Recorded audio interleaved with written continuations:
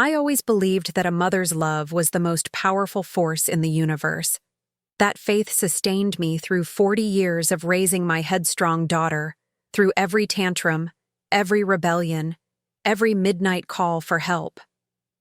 I poured my heart, my savings, and my dreams into giving her everything I never had. But I never imagined that one day I would find myself shivering in my own basement, surrounded by forgotten Christmas decorations and dusty photo albums, while my daughter and her husband slept soundly in my bedroom upstairs, the bedroom where I'd nursed her through childhood fevers, the bedroom where I'd whispered stories until she fell asleep, the bedroom that was mine, until it wasn't. What my daughter didn't know was that mothers don't surrender easily. And this mother? Well, she still had one card left to play. Before we jump back in, tell us where you're tuning in from, and if this story touches you, make sure you're subscribed, because tomorrow I've saved something extra special for you. My name is Wilhelmina Sparrowgrove, though most everyone calls me Billie.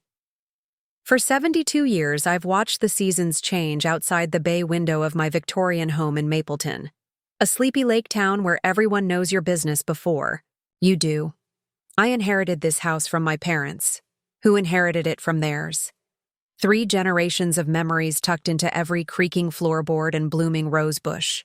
I'd spent the last 40 years of my life in this house as a widow, raising my only daughter, Miranda, after my husband Richard passed suddenly from a heart attack. It wasn't easy, working 2 jobs, stretching every dollar, sewing Halloween costumes from scraps. But we made it work. Miranda grew into a beautiful, ambitious woman with her father's sharp eyes and my stubborn chin.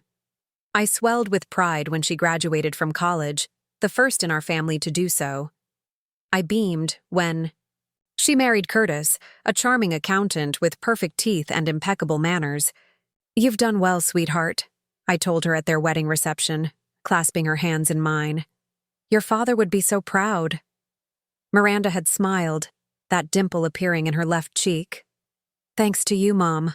I wouldn't be here without you."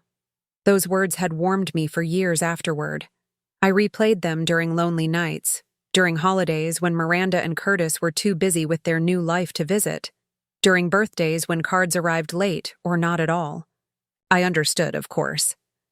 Young couples need space to grow. They need freedom to build their own traditions, their own memories. I reminded myself of this whenever the phone didn't ring, whenever the holidays stretched empty before me. I filled my days with community garden work, with volunteer hours at the local library, with watercolor painting classes at the senior center. I built a life that was mine alone, and I found joy in it, until the accident.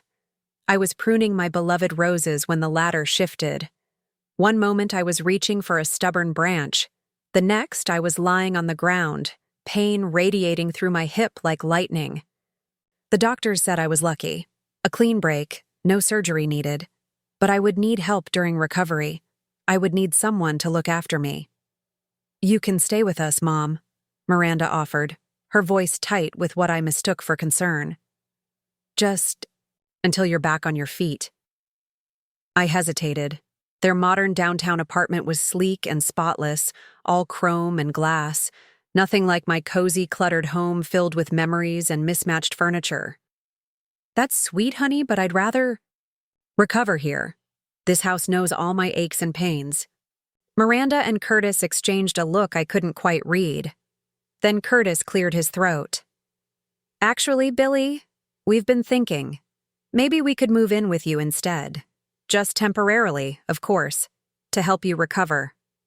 And save on rent," Miranda added with a laugh that didn't quite reach her eyes. Something in my chest tightened, a mother's intuition perhaps, but I pushed it aside. My daughter wanted to take care of me. Wasn't that what I'd always hoped for? "Of course," I said warmly. "The house would love to have you both." They moved in the following weekend, bringing with them a flurry of designer suitcases and sleek technology. I watched from my recliner, leg propped up, as they rearranged my furniture, installed their gadgets, and filled my refrigerator with foods I'd never heard of. "We'll take the master bedroom," Miranda announced, not asked. "You'll be more comfortable. Downstairs while you recover. Fewer stairs to navigate." I nodded, ignoring the sting. It made practical sense after all. "We'll move your things to the guest room," Curtis added, already carrying a box of my belongings down the hall. Except they didn't move me to the guest room. They moved me to the basement. "It's just temporary, Mom," Miranda assured me as Curtis set up a cot between the water heater and the holiday decoration storage. "The guest room is too small for all your things, and we need it for our home office. Besides, it'll be cooler down here during your recovery. Heat rises, you know." I did know, just as I knew the basement was damp and drafty, even in summer. Just as I knew the single bulb cast more shadows than light. Just as I knew the bathroom was up a flight of stairs I could barely manage. But I said nothing. Because mothers sacrifice. Because daughters don't always see clearly when husbands whisper in their ears. Because I believed, foolishly perhaps, that this too would pass. The weeks crawled by. My hip healed slowly, but heal it did. I graduated from a walker to a cane. I began managing the stairs, one painful step at a time. I waited for Miranda to suggest I move back to a proper bedroom. Instead, I found my few remaining upstairs belongings joined me in the basement. "We've converted the guest room into a proper office," Miranda explained, dropping a box of sweaters onto my cot. "And we've redone the master with our furniture. The basement really makes more sense for all your art collections." She gestured vaguely at my books, my crafts, my life. I sat on my cot, fingers tracing the edge of a photo album. "When do you think you'll be moving back to your apartment?" I asked carefully.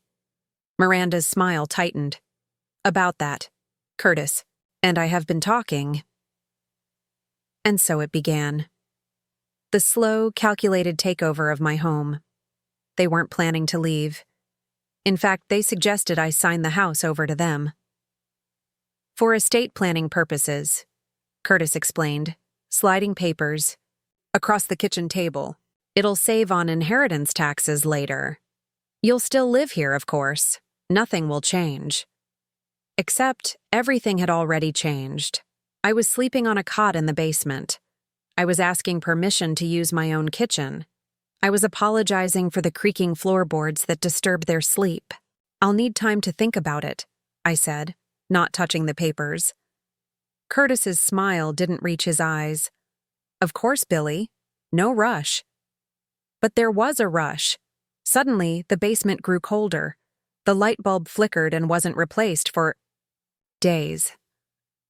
My meals were forgotten until I dragged myself upstairs to make a sandwich. "Oh, Mom, I'm so sorry," Miranda would say, not looking up from her phone. Preparing and narrating this story took us a lot of time, so if you are enjoying it, subscribe to our channel. It means a lot to us. Now back to the story. "We thought you'd already eaten." And then came the accusations. "Mom, have you been moving things in our bedroom?" Miranda asked one morning, her voice sharp. "I haven't been upstairs in days, sweetheart." "Well, someone has been going through our things." Maybe it was Curtis? She narrowed her eyes. "Curtis wouldn't touch my jewelry box." The accusations multiplied. Missing cash, misplaced documents, doors left open. Each time, Miranda's voice grew colder, Curtis's glances more suspicious. "Maybe it's the memory issues," I overheard Curtis tell her one night. "My grandmother got confused near the end, started hiding things, accusing people of stealing." "I'm not confused," I said loudly from the bottom of the stairs. "And I'm not deaf either." They exchanged glances, embarrassed, but not apologetic. The next day, a locksmith arrived to update the security of the house. I watched from my basement window as he worked on the front and back doors. That evening, I discovered my key no longer worked. "It's for your own safety, Mom," Miranda explained, handing me a single new key to the basement's exterior door. This way you can come, and go without worrying about the main house. Without access to the main house, she meant. My home of 50 years, now forbidden territory unless they allowed me in. I nodded, clutching the key until it bit into my palm. I understand, I said, though I was only beginning to. That night, alone in my basement-turned prison, I finally allowed the tears to come. I wept for the daughter I'd raised, for the love I thought we shared, for the betrayal that cut deeper than any physical pain. I wept until my pillow was damp and my throat was raw. Then I wiped my face, straightened my shoulders, and began to plan. Because Wilhelmina Sparrowgrove hadn't survived widowhood, single motherhood, and 72 years of life's hardships, by giving up when things got difficult. The next morning, I put on my brightest smile and my most faded house dress. I leaned heavily on my cane as I made my way up the basement stairs and knocked on the door to my own kitchen. Miranda answered, surprise flickering across her face. "Mom, is everything okay?" "Just thought I'd make my famous apple pancakes for everyone," I said, my voice quavering just enough. "For old time's sake." Her expression softened slightly. Curtis, overhearing from the living room, called out, "Sounds great, Billie." "I'm starving." I shuffled to the kitchen, moving slowly, letting them see my struggle. "Could one of you dears fetch the mail while I get started?" I asked, pulling ingredients from cabinets that had once been organized my way. Curtis volunteered, eager for pancakes and fresh air. As soon as the door closed behind him, I turned to Miranda. "Sweetheart, I've been thinking about those papers, the house transfer." Her eyes lit up with ill-concealed excitement. "Really?" "That's great, Mom." I nodded, focusing on mixing batter. "I just need to talk to my old friend Harriet first. She's a retired legal secretary, you know, just to understand everything properly." Miranda's smile dimmed. "I'm not sure that's necessary." Curtis explained everything. "Humor an old woman," I said, patting her hand with flour-covered fingers. "I won't be long. Perhaps you could drive me there this afternoon? My hip is bothering me something fierce today." She hesitated, then nodded. "I suppose I could." But Curtis was hoping to get those papers signed today. "And he will," I assured her. "After I speak with Harriet." Miranda drove me to Harriet's small bungalow across town that afternoon, tapping impatiently on the steering wheel the entire journey. "I'll just be an hour," I promised. "Why don't you run those errands you mentioned? Save yourself the wait." She agreed too quickly, pulling away before I'd even reached Harriet's door. Harriet wasn't a retired legal secretary. Harriet was a retired district court judge and one of my oldest friends, and she was expecting me. "They did what?" she exclaimed, eyes widening behind tortoiseshell glasses as I recounted the past several weeks. "Locked me in the basement, essentially," I said, accepting the tea she pressed into my hands. "And now they want me to sign over the house." Harriet's face hardened. "Not on my watch, they don't." For the next hour, we made calls. To her son, a practicing attorney, to the local police department, to my bank, to a locksmith Harriet had known for 30 years. By the time Miranda returned, I was waiting on the porch, a manila envelope in my lap, and a new resolve in my heart. "Did you get everything sorted?" she asked, helping me into the car with uncharacteristic care. "I did," I said simply. Harriet was very helpful. At home, Curtis was waiting, papers spread across the kitchen table, pen at the ready. "How was your visit?" he asked, not really interested in the answer. "Illuminating," I replied. "I'm ready to sign the papers now." Their faces brightened, twin masks of victory poorly disguised as concern. "That's wonderful, Mom," Miranda said, squeezing my shoulder. "You're doing the right thing." I smiled up at her, seeing not the woman she had become, but the little girl who had once placed dandelions in my hair. "I know I am, sweetheart." I sat at the table, accepted the pen from Curtis, and carefully, deliberately, signed my name on the line. What Miranda and Curtis didn't know, what they couldn't know, was that the papers I signed weren't the ones they had prepared. In the hour I spent with Harriet, her son had drawn up a different document, one that appeared identical at first glance, but contained very different terms. The document I signed didn't transfer ownership of my house to Miranda and Curtis.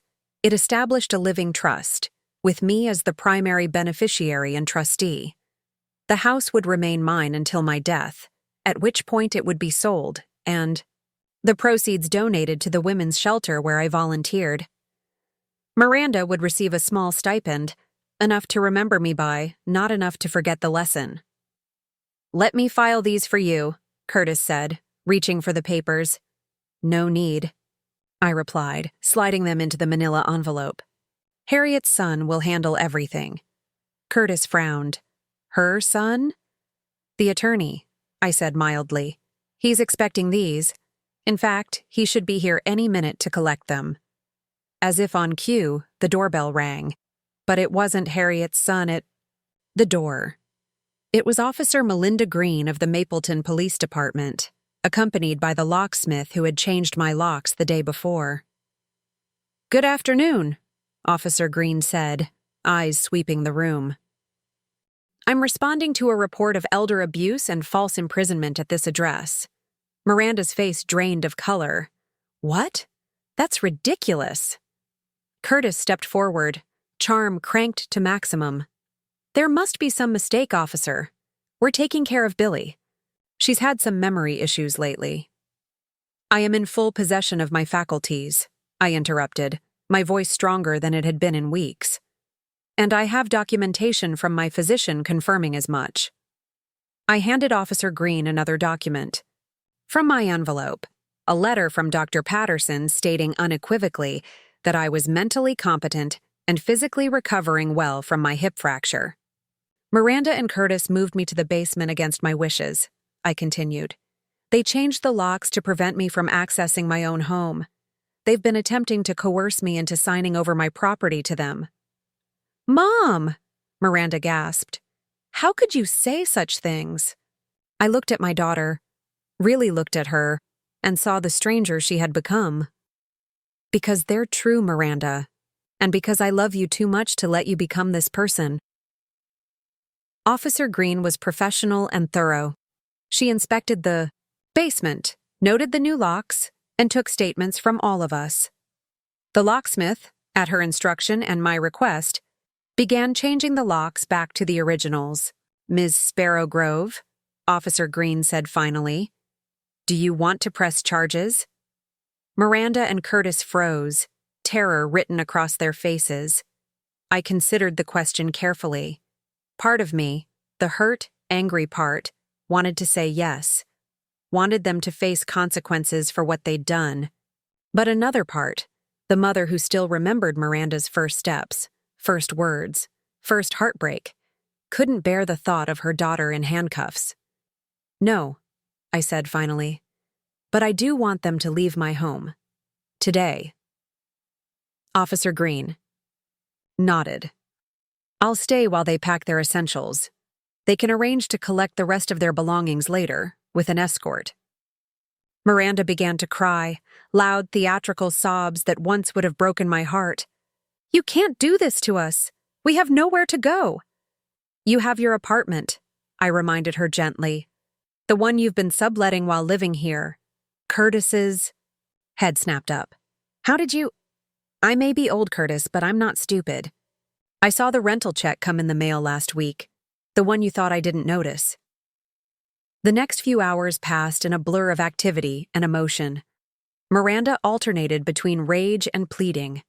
Curtis remained coldly silent, gathering their things with sharp, angry movements.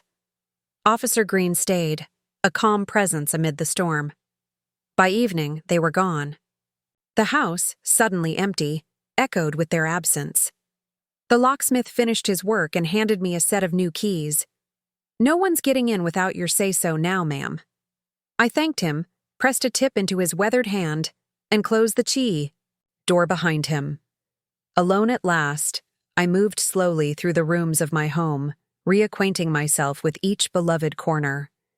In the master bedroom, my bedroom once more, I opened the windows to release the lingering scent of Miranda's expensive perfume.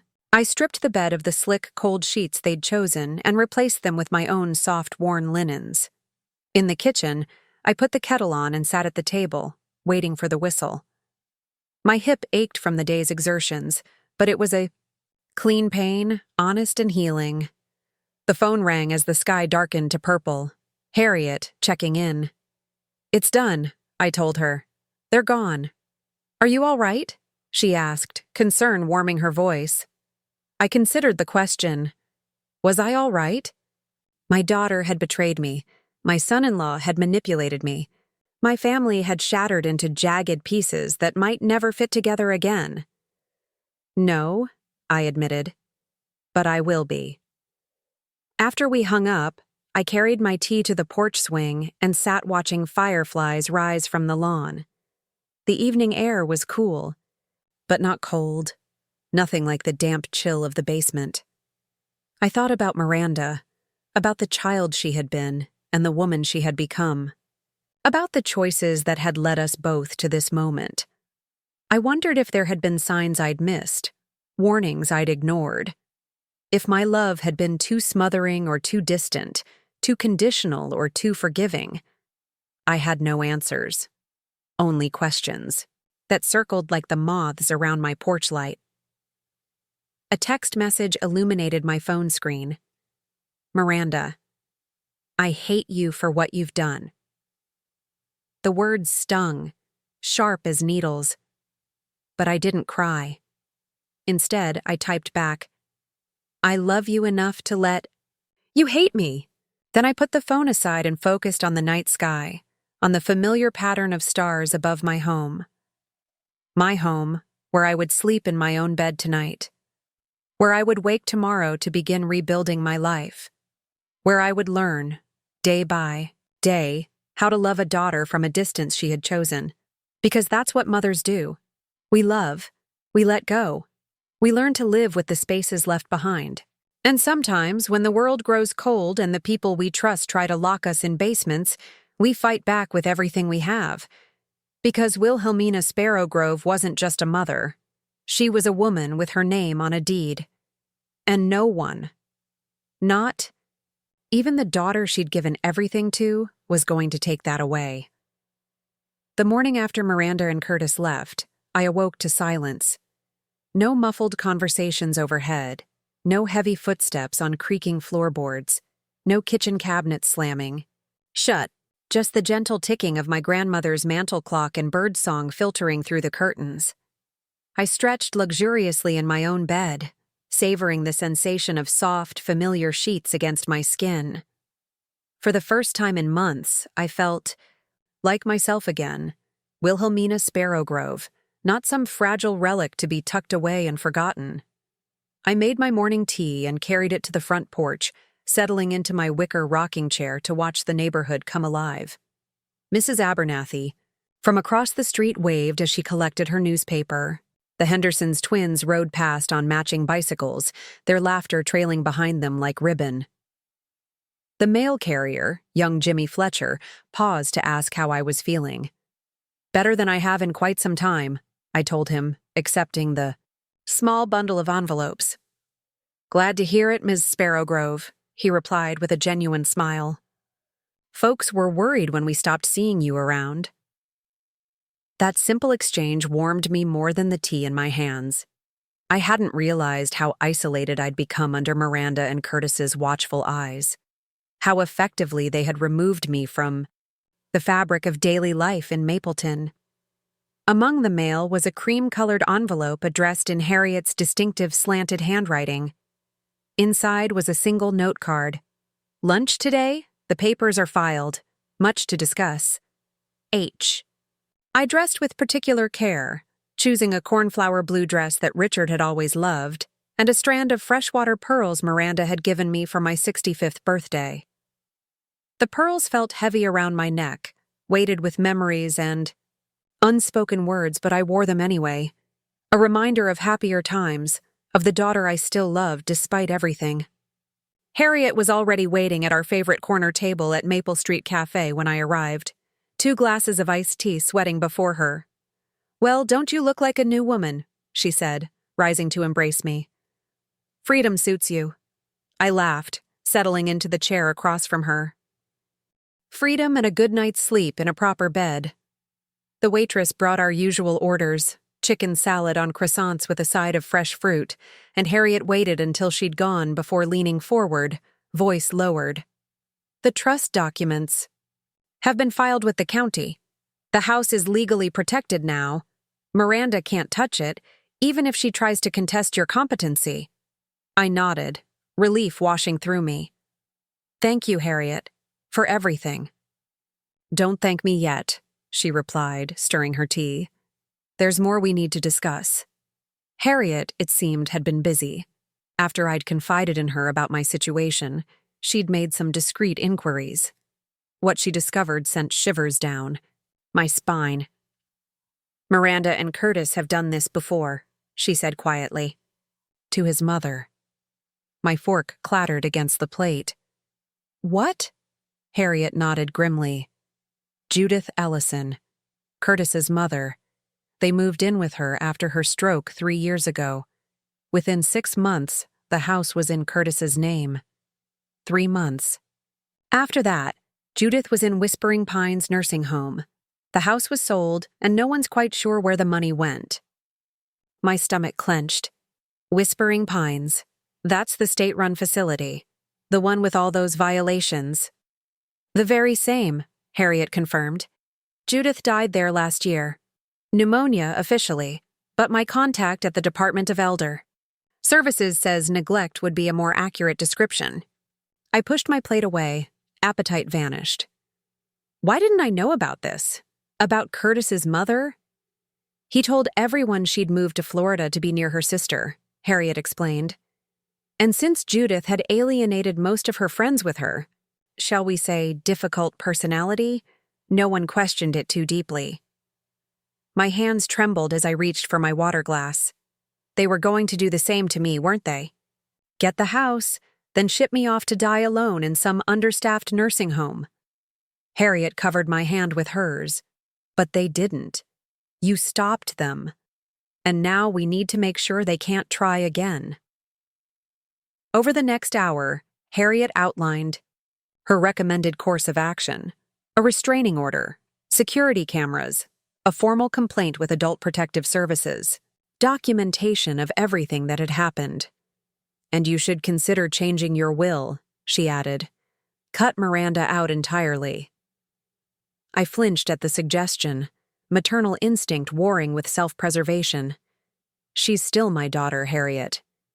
"She locked you in a basement, Billie, after trying to steal your home. After what happened to Judith, can you really take that chance?" I had no answer. The thought of disinheriting my only child, of severing that final tie, felt like tearing out a piece of my own heart. But the alternative, leaving myself vulnerable to further manipulation, further betrayal, was equally unthinkable. "I'll think about it," I promised. Harriet nodded, knowing me well enough not to push. "There's something else you should know," she said, hesitating uncharacteristically. "Miranda has been telling people you're unwell, mentally." Despite everything, the revelation stung. Spreading rumors about her senile old mother? Essentially, yes. She's been suggesting to neighbors, to your church friends, even to Dr. Patterson's receptionist, that you've been showing signs of dementia, forgetting things, becoming paranoid, making accusations. Setting the stage for when they tried to declare me incompetent, I murmured, understanding dawning. If everyone already believed I was losing my mind, who would question it? "Exactly," Harriet said grimly. "They were playing a long game, Billie, and they nearly won." I thought about all the little incidents over the past months, the accusations, of moving things, of opening doors, of forgetting conversations that never happened. Not signs of my failing memory, but deliberate gaslighting, designed to make me doubt myself, to make others doubt me. What do I do now? I asked, the enormity of the betrayal threatening to overwhelm me. You live, Harriet said firmly. You show everyone in this town that Wilhelmina Sparrowgrove is as sharp and capable as ever. You reclaim your life piece by piece, and you let me handle the legal safeguards to protect what's yours. I nodded, drawing strength from my oldest friend's unwavering support. One day at a time. One day at a time, she agreed, signaling for the check. Starting with dessert. I think this occasion calls for a slice of Mabel's lemon meringue pie, don't you? Despite everything, I found myself smiling. Make it 2 slices. That evening, as dusk settled over Mapleton, I sat at my writing desk and began a letter to Miranda. Words failed me repeatedly. I started and stopped, crumpled pages and began again. How do you speak to a daughter who has betrayed you so completely? What remains to be said when trust lies shattered between you? In the end, I kept it simple. Miranda, I am changing the locks again tomorrow. Your key will no longer work. If you need to collect any remaining belongings, please contact Officer Green to arrange an escort. I love you. I always will. But I cannot trust you, and that changes everything. Mom. I sealed the letter before I could reconsider, before maternal instinct could override self-preservation yet again. Tomorrow I would mail it. Tonight, I would allow myself to grieve. The next morning brought a surprise visitor. I was deadheading roses in the front garden when a taxi pulled up to the curb. From it emerged an elderly woman I didn't recognize. Elegant despite her frailty, leaning heavily on a silver-tipped cane. Wilhelmina Sparrowgrove? She called, her voice wavering but determined. I straightened, brushing soil from my gardening gloves. Yes? Can I help you? She approached slowly, each step measured, until she stood directly before me. You don't know me, she said. My name is Eleanor Ellison. Judith was my sister-in-law. My heart stuttered. Curtis's aunt, standing in my garden, looking at me, with eyes that had seen their own share of heartache. Perhaps we should talk inside, I suggested, suddenly aware of curious neighbors. Eleanor nodded gratefully. I helped her up the porch steps, settled her in the living room with a glass of lemonade, and waited. I saw your name in the public records, she began without preamble. A living trust, filed recently, with the same attorney who handled things after Judith died. It wasn't hard to connect the dots. I nodded, understanding. Curtis and my daughter tried to do to me what they did to Judith. But they failed, Eleanor said, a hint of satisfaction in her tired voice. You stopped them. I was lucky, I admitted. I had friends who helped me see what was happening before it was too late. Eleanor's eyes filled with tears. Judith had no one. She alienated everyone who might have helped her. By the time I learned what had happened, she was already in that horrible place, and the house was gone. I reached for her hand, this stranger bound to me by a shared enemy. I'm so sorry. Eleanor composed herself with visible effort. I didn't come for sympathy, Mrs. Sparrowgrove. I came because I have information that might help you protect yourself. And because... She hesitated, then continued with renewed determination. Because I want justice for Judith. I want Curtis and your daughter to face consequences for what they did. For the next hour, Eleanor laid out the whole sordid story. How Curtis and Miranda had moved in with Judith after her stroke, promising care and companionship. How they'd isolated her, turning away visitors, screening her calls. How they'd convinced her that her memory was failing, that she was becoming a burden, that the only sensible solution was to sign over her assets for safekeeping. How they'd transferred her to Whispering Pines once the house was sold, telling neighbors she'd chosen to move to a retirement community where she'd have friends and activities. They visited exactly twice, Eleanor said bitterly. The second time was to have her sign additional papers. After that, they never returned. When I finally tracked her down, she barely recognized me. She died believing her son had abandoned her because she'd become too much trouble. Tears streamed down my face as Eleanor spoke. I thought of Judith, confused and alone, waiting for visitors who never came. I thought of how close I'd come to the same fate. The worst part, Eleanor continued, is that they got away with it. The house sale was legal. Judith had signed the papers. The nursing home placement was legal. Curtis had medical power of attorney. Even the conditions at Whispering Pines, terrible as they were, didn't quite rise to the level of actionable neglect. But now there's a pattern, I said slowly, an idea forming. It's not just one elderly woman making accusations. It's two families, two homes, two nearly identical schemes. Eleanor nodded, eyes brightening. Exactly. One incident can be explained away. Two suggests deliberate, predatory behavior. We need to talk to Harriet, I decided, reaching for the phone. And Officer Green. There might not be enough for criminal charges, but there are other ways to seek justice. By the time Eleanor left that afternoon, we had the beginnings of a plan.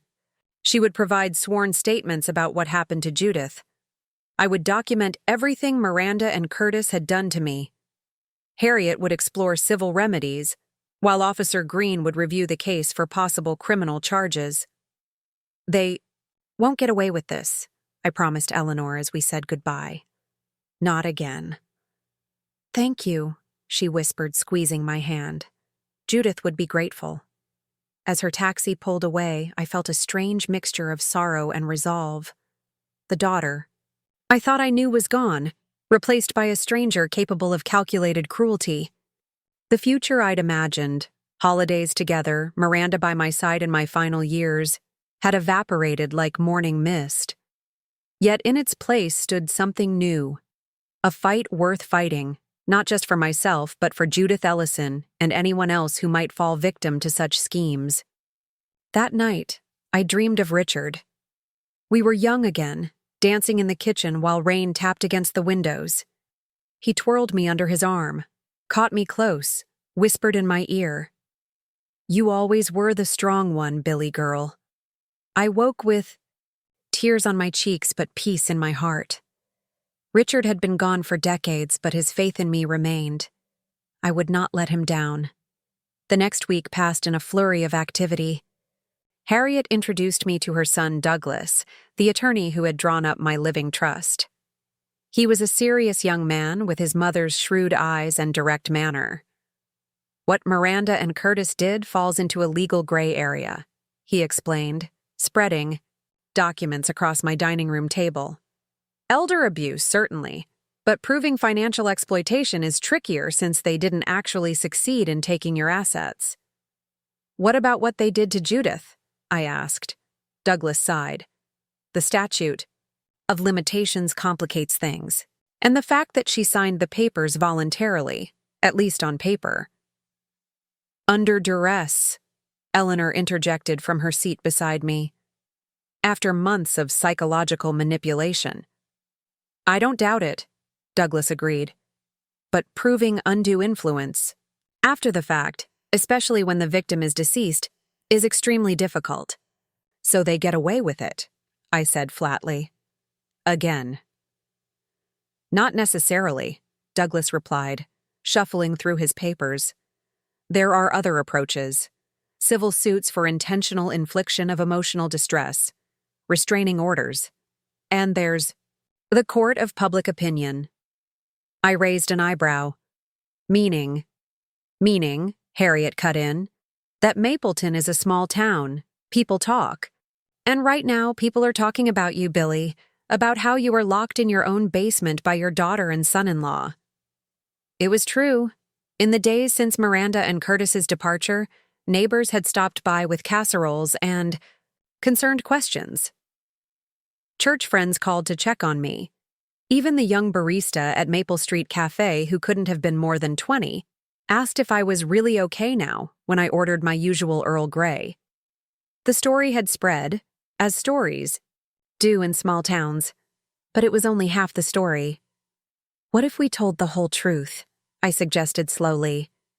Not just about me, but about Judith too. What if we made sure everyone knows exactly what they did and what they tried to do? Douglas looked thoughtful.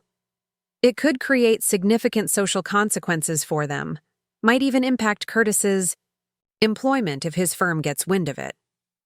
It's not enough, Eleanor said firmly. Not after what they did to Judith. No, I agreed, but it's a start, and it might protect others they would have targeted in the future. We formulated a plan. Douglas would continue exploring legal options. Harriet would quietly share Judith's story with key community members, the pastor's wife, the head of the garden club, the local newspaper editor. Eleanor would submit a formal complaint to the state nursing home ombudsman about Whispering Pines, highlighting the circumstances of Judith's placement there. And I would reclaim my place in the community, visibly and vigorously, putting to rest any lingering rumors about my mental state. I rejoined the library board. I volunteered at the community garden. I hosted the church quilting circle in my living room. At every opportunity, I demonstrated my competence, my clarity, my complete capability to manage my own affairs. When asked about Miranda, I answered truthfully but without bitterness. We're estranged, I would say simply.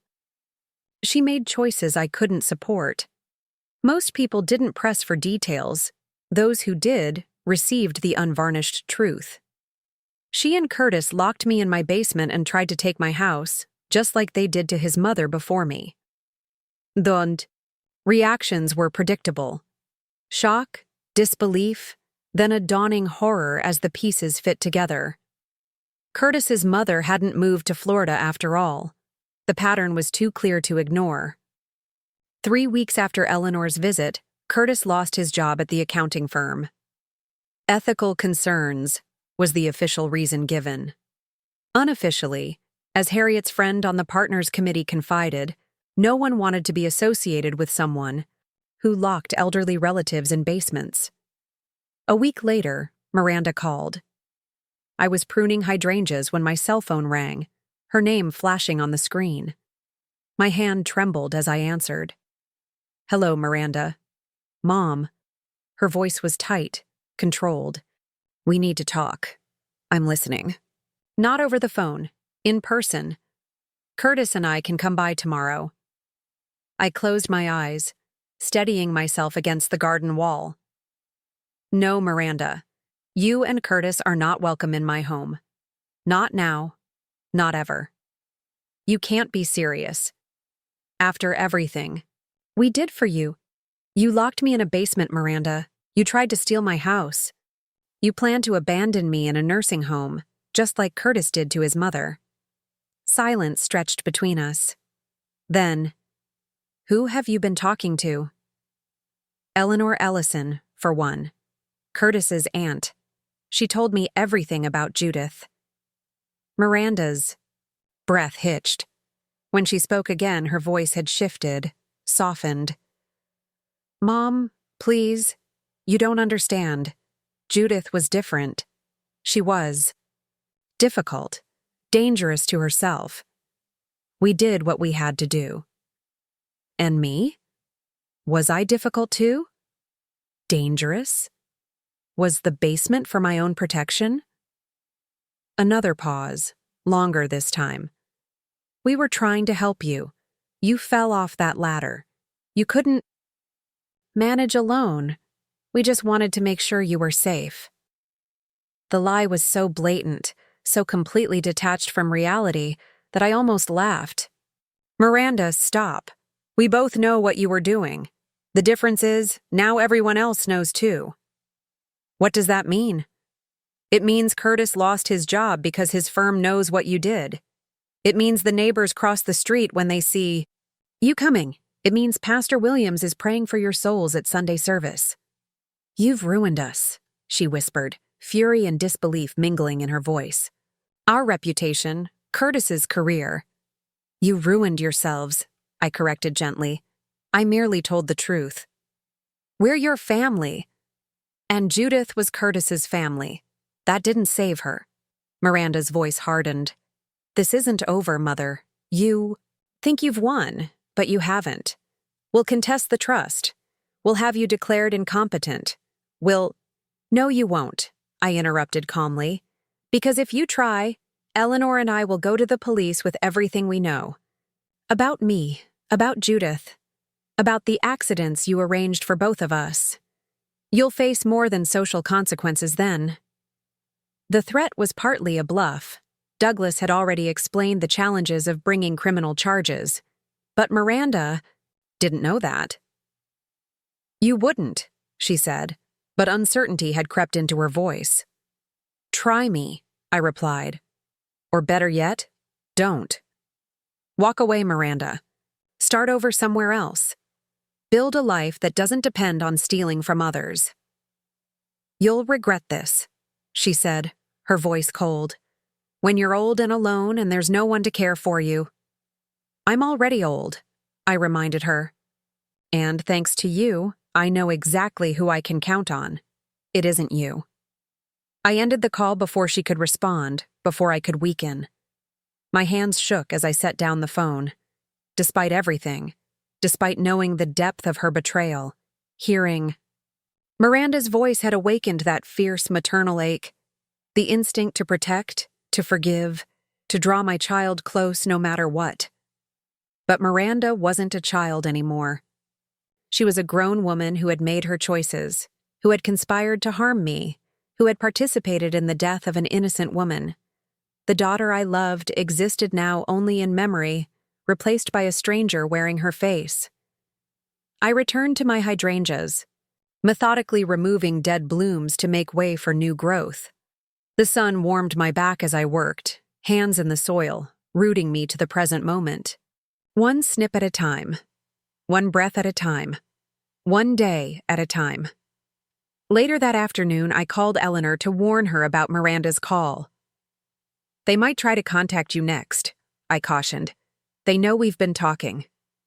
Let them try, Eleanor said grimly.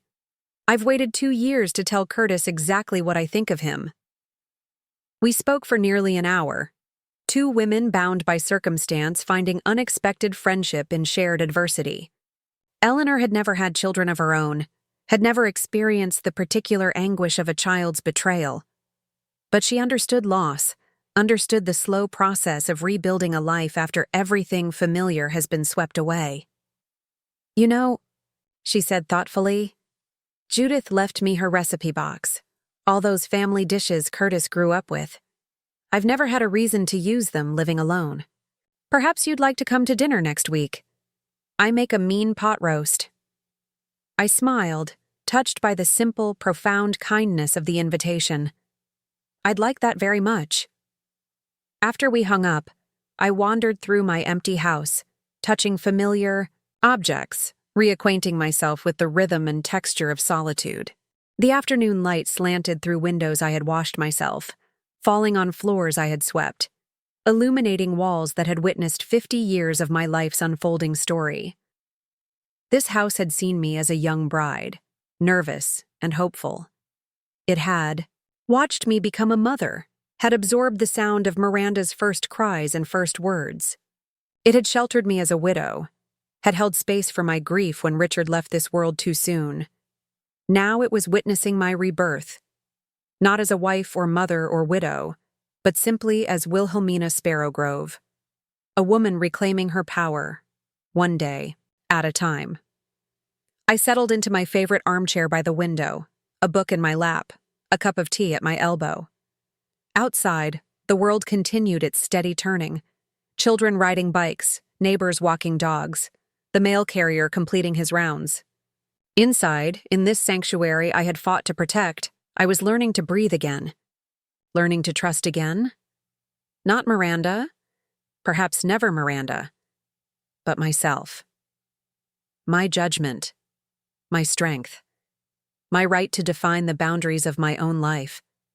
The deed to the house was secure in my name, protected by legal safeguards Harriet and Douglas had woven tight as a net.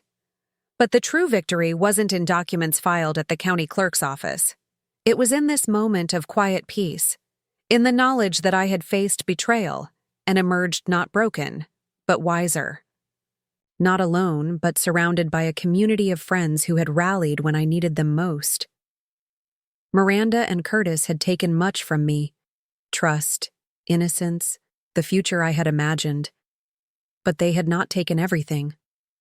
Not my home. Not my dignity. Not my capacity to begin again.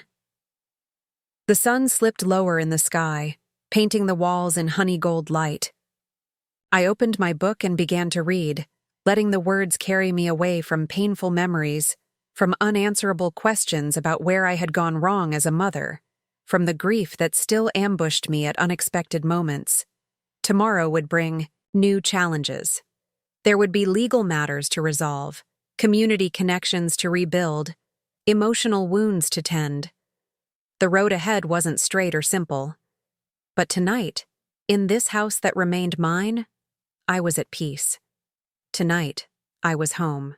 3 months passed with no further contact from Miranda or Curtis. Summer faded into autumn, painting Mapleton in fiery hues of crimson and gold.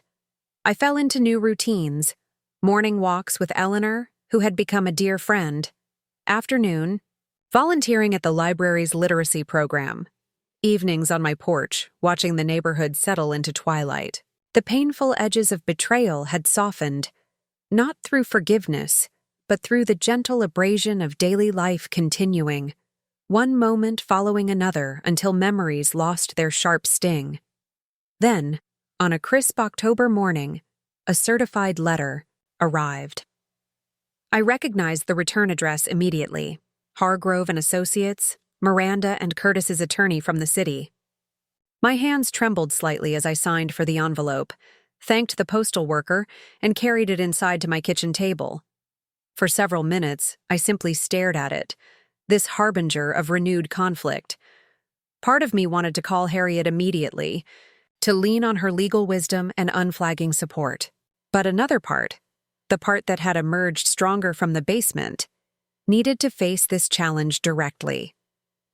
Whatever Miranda and Curtis had planned, I would meet it clear-eyed and resolute.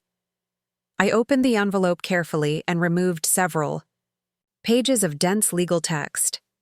As I read, my breath caught in my throat. They were suing me for defamation, for emotional distress, for elder abuse, a particularly cruel irony that brought a bitter laugh to my lips. According to the complaint, I had maliciously spread false information about their treatment of me and of Judith Ellison, causing irreparable harm to their reputations and significant financial damage through Curtis's job loss. The document went on to claim that I was, in fact, suffering from age-related cognitive decline and had fabricated the basement incident and other allegations. They demanded a public retraction of my defamatory statements and sought damages in excess of $300,000. I set the papers down, hands steady, despite the storm of emotions the letter had unleashed. Anger, certainly, at the audacity, the shameless inversion of truth. But beneath the anger lay something more complex, a distant, almost clinical fascination. Who were these people who could twist reality so completely? What broken moral compass guided them to attack the very person they had wronged?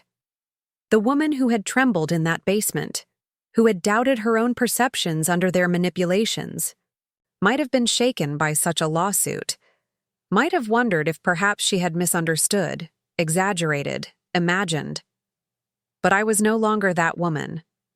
I called Harriet first, then Douglas. Both responded with the calm efficiency I had come to rely upon. Douglas would review the complaint and prepare a response. Harriet would contact Eleanor, whose testimony would be crucial to our defense. "Don't worry," Douglas assured me during our conference call. "This is a desperate move on their part. They have no case." "They're counting on you being afraid," Harriet added. On you backing down to avoid the stress and expense of litigation. They've misjudged me then, I replied, surprising myself with the steel in my voice. I won't be backing down. After the call ended, I sat in my garden, watching golden leaves spiral from the maple tree Richard had planted when we first moved in. The tree had been a sapling then, slender and vulnerable. Now it stood tall and strong, its roots deep in the soil of this place that had nurtured generations of my family. Like that maple, I had weathered storms, had bent, but not broken, had grown stronger in the face of adversity. The lawsuit was just another storm. I would weather this one too. The next day, Eleanor arrived at my door, face lined with concern. I heard about the lawsuit, she said without preamble. Douglas called me. I ushered her in, grateful for her solid presence. At 82, Eleanor possessed a quiet dignity that transcended her physical frailty. Her snow-white hair was always impeccably styled, her clothes simple but elegant. She moved slowly but deliberately, each step purposeful. They're claiming I made up everything, I told her as we settled in the living room. About the basement. About Judith. Eleanor's eyes flashed with rare anger. Despicable, but not surprising. Douglas thinks they have no case. Of course they don't. Truth is an absolute defense against defamation. I sighed, rubbing my temples where a headache was beginning to form. But court cases aren't just about truth, are they? They're about who tells the most convincing story, who has the most resources, who can outlast the other. You're not alone in this, Billie, Eleanor reminded me gently.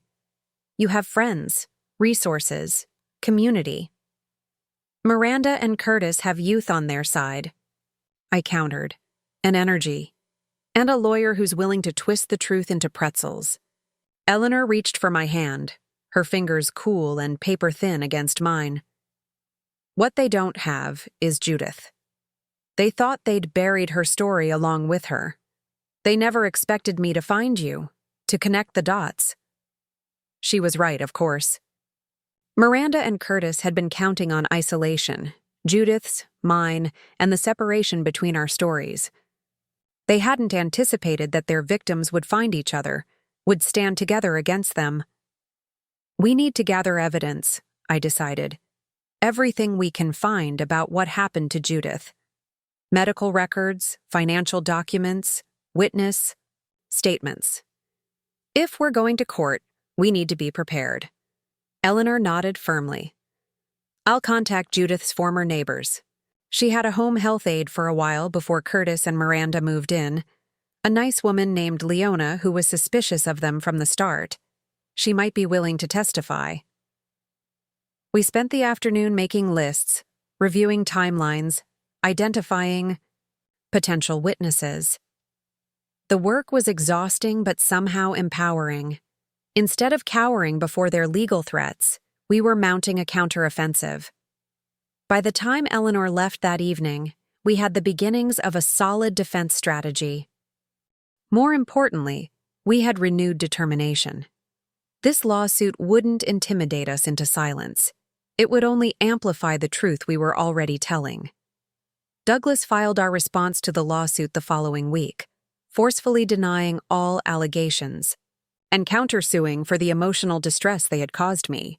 The local newspaper ran a small article about the case, carefully worded to avoid taking sides, but nevertheless bringing renewed attention to the situation. People in town began stopping me in the grocery store, at church, at the library, offering support and sharing their own stories of elderly relatives who had faced similar manipulation.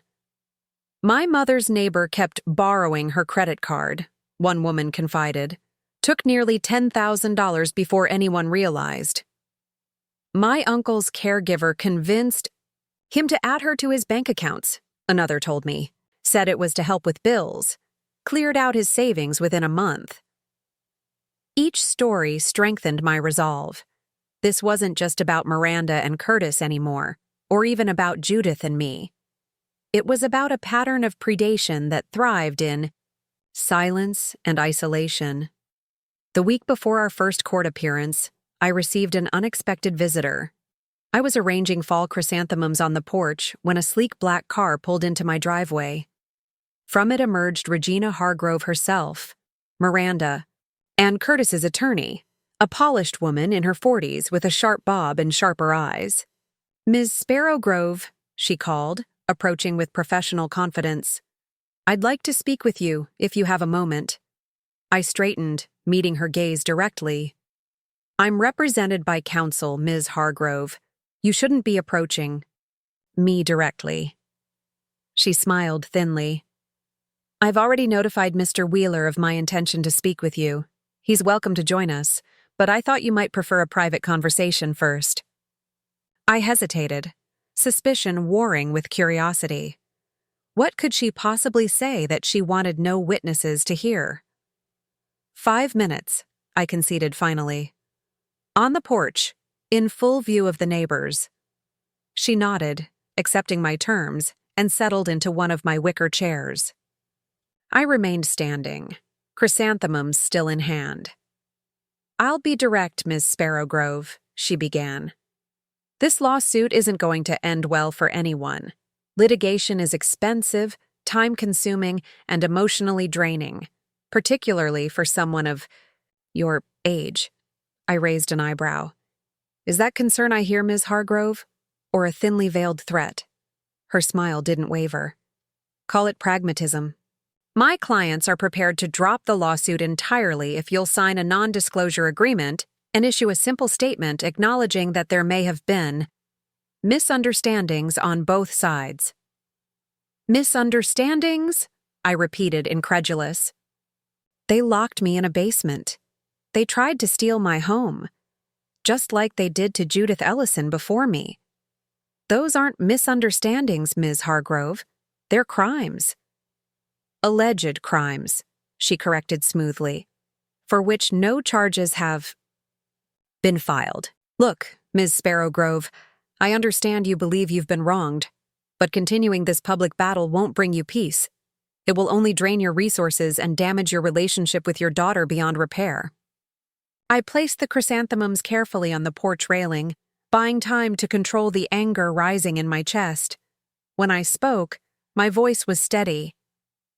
My relationship with Miranda was damaged beyond repair the moment she decided her inheritance was worth more than my dignity. As for my resources, I'm a 72-year-old widow who's outlived most of her expenses. I can afford to fight for as long as necessary. "And your health?" she pressed. "The stress of depositions, court appearances, cross-examination?" "I've survived worse," I said simply. "Much worse." Regina Hargrove studied me for a long moment, as if reassessing her strategy. "They just want their lives back, Ms. Sparrowgrove. The community has turned against them. Curtis can't find work. They're considering moving away, starting over." "Perhaps they should," I agreed, "but not before they acknowledge what they did, to me and to Judith Ellison." "That's your condition? A public admission of guilt?"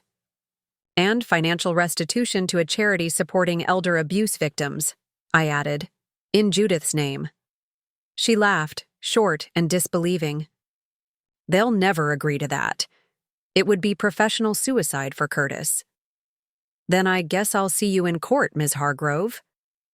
Her pleasant facade finally cracked, revealing the steel beneath. "You're making a mistake. I'm very good at what I do. By the time I'm finished, the jury will believe you're a confused old woman with a vendetta against your well-meaning daughter." I smiled, genuinely amused by her confidence. "You haven't met Eleanor Ellison yet, have you? Or seen the photographs of the basement where they kept me? Or read the witness statements from neighbors who heard Miranda forbidding me to leave the house?" Something flickered in her eyes. Doubt, perhaps, or the first glimmer of understanding. That her clients might not have been entirely forthcoming. "This isn't personal, Ms. Sparrowgrove," she said, rising to leave. "I'm just doing my job." "That's where you're wrong," I replied. "This is deeply personal. To me, to Eleanor, to everyone who's ever been cast aside or taken advantage of because of their age. And if doing your job means helping my daughter and son-in-law escape consequences for their actions, perhaps you should reconsider your choice of clients." She didn't respond, merely nodded curtly and returned to her car. I watched her drive away, chrysanthemums forgotten in my hands. That evening, I called Douglas to report the unexpected visit. He was predictably concerned, but also intrigued. "It suggests they're worried," he mused. "People who are confident in their legal position don't usually make house calls offering settlements." "She tried to intimidate me," I told him. Implied I was too old and frail to withstand a court battle. Douglas chuckled. "She clearly hasn't spent much time with you, Billie." "No," I agreed, smiling despite myself. "She hasn't." After we hung up, I sat on my porch swing, watching night claim the neighborhood. Lights came on in windows across the street. A dog barked in the distance. Somewhere nearby, a child's laughter floated on the cool evening air. Life continuing, ordinary and precious. Miranda and I had sat on this same swing countless times over the years. I'd brushed her hair here, listening to her chatter about school, friends and first crushes. We'd shared ice cream and secrets and dreams for the future. In those moments, her head resting against my shoulder, I had believed that nothing could ever separate us, that the bond between mother and daughter was unbreakable. I had been wrong, of course. Some bonds did break. Some loves weren't enough to withstand the corroding influence of greed and entitlement. The thought no longer devastated me as it once had. The grief remained, a quiet ache beneath my breastbone, but it had become bearable. A weight I had learned to carry, like the arthritis in my hands or the slight stiffness in my hip on cold mornings. Life continuing despite loss. The first court hearing was scheduled for early December, a preliminary matter to establish the timeline for discovery and depositions. I dressed with particular care that morning, a tailored navy suit I'd purchased for Richard's funeral years. Ago, pearl earrings, hair neatly styled. Eleanor arrived to accompany me, equally formal in charcoal gray wool. "Ready?" she asked, offering her arm as we walked from the car to the courthouse steps. "As I'll ever be," I replied, drawing a deep breath of crisp winter air. The courthouse was an imposing granite building in the center of town, its steps worn smooth by generations of townspeople seeking justice or at least resolution. Today, it would witness another chapter in our unfolding story. Douglas met us in the lobby, briefcase in hand, expression confident. "Remember," he advised quietly, "this is just procedural. No testimony today, no cross-examination, just establishing ground rules for the case going forward." I nodded, but my attention had been caught by a familiar figure across the lobby. Miranda stood beside Curtis, heads bent in conversation with Regina Hargrove. I hadn't seen my daughter in months. She looked thinner, her clothing more subdued than the designer labels she'd favored before. Something in her posture suggested strain, shoulders tight, movements jerky. As if sensing my gaze, she glanced up. Our eyes met across the marble expanse of the lobby. For a fleeting moment, I glimpsed something in her expression. Not remorse exactly, but perhaps uncertainty. A hairline crack in her armor of righteous indignation. Then Curtis touched her arm, drawing her attention back to their attorney, and the moment passed. We entered the courtroom, taking our places at the respondents' table. Miranda, Curtis, and Regina sat opposite us, close enough that I could smell Miranda's perfume, the same scent I'd given her for Christmas 2 years ago. The judge, a stern-faced woman in her 50s, called the court to order. The proceedings that followed were dry and technical, just as Douglas had predicted. Dates were proposed and accepted. Motions were filed and countered. Legal jargon flowed, back and forth, much of it washing over me in an incomprehensible tide. I focused instead on remaining poised, back straight, expression attentive. I was acutely aware of the occasional glances from the courtroom staff, the whispered comments from the few spectators. The lawsuit had become something of a local sensation, fueled by small-town curiosity and genuine concern about elder exploitation. When the hearing concluded, Douglas seemed satisfied. "Standard procedure," he assured us as we gathered our things. "Nothing unexpected." As we prepared to leave, Regina approached, Miranda and Curtis trailing behind her. "Mr. Wheeler," she began formally. "My clients would like to revisit the possibility of settlement discussions. Perhaps we could schedule a meeting next week?" Douglas glanced at me, eyebrows raised in silent question. I nodded slightly. "We're open to discussion," he replied, "but our conditions remain the same. Full acknowledgement of what happened and a donation to elder abuse prevention in Judith Ellison's name." Regina's smile was tight. "We'll be in touch." As they turned to leave, Miranda paused, looking directly at me for the first time. "Mom," she said, voice barely above a whisper. I waited, heart inexplicably racing. Would there be an apology? A plea for understanding? Some hint of the daughter I had raised and loved? Instead, her eyes hardened. "You didn't have to make it public. You could have handled this privately, within the family." "There was no family left to handle it with," I replied, the words emerging calm and clear despite the ache behind them. "You and Curtis made sure of that." She flinched as if I'd slapped her. "That's not fair." "No," I agreed. "None of this is fair. Not what you did to me, not what Curtis did to Judith. Not the fact that I'm standing in a courtroom opposite my only child, wondering what happened to the little girl I raised to know right from wrong." Miranda's eyes filled with tears. Whether genuine or strategic, I couldn't tell anymore. "You don't understand. We were trying to help you. You're twisting everything." Eleanor, who had been silent until now, stepped forward. "Just like Judith was twisting everything, Miranda? Right before you and Curtis moved her to that dreadful facility and sold her home?"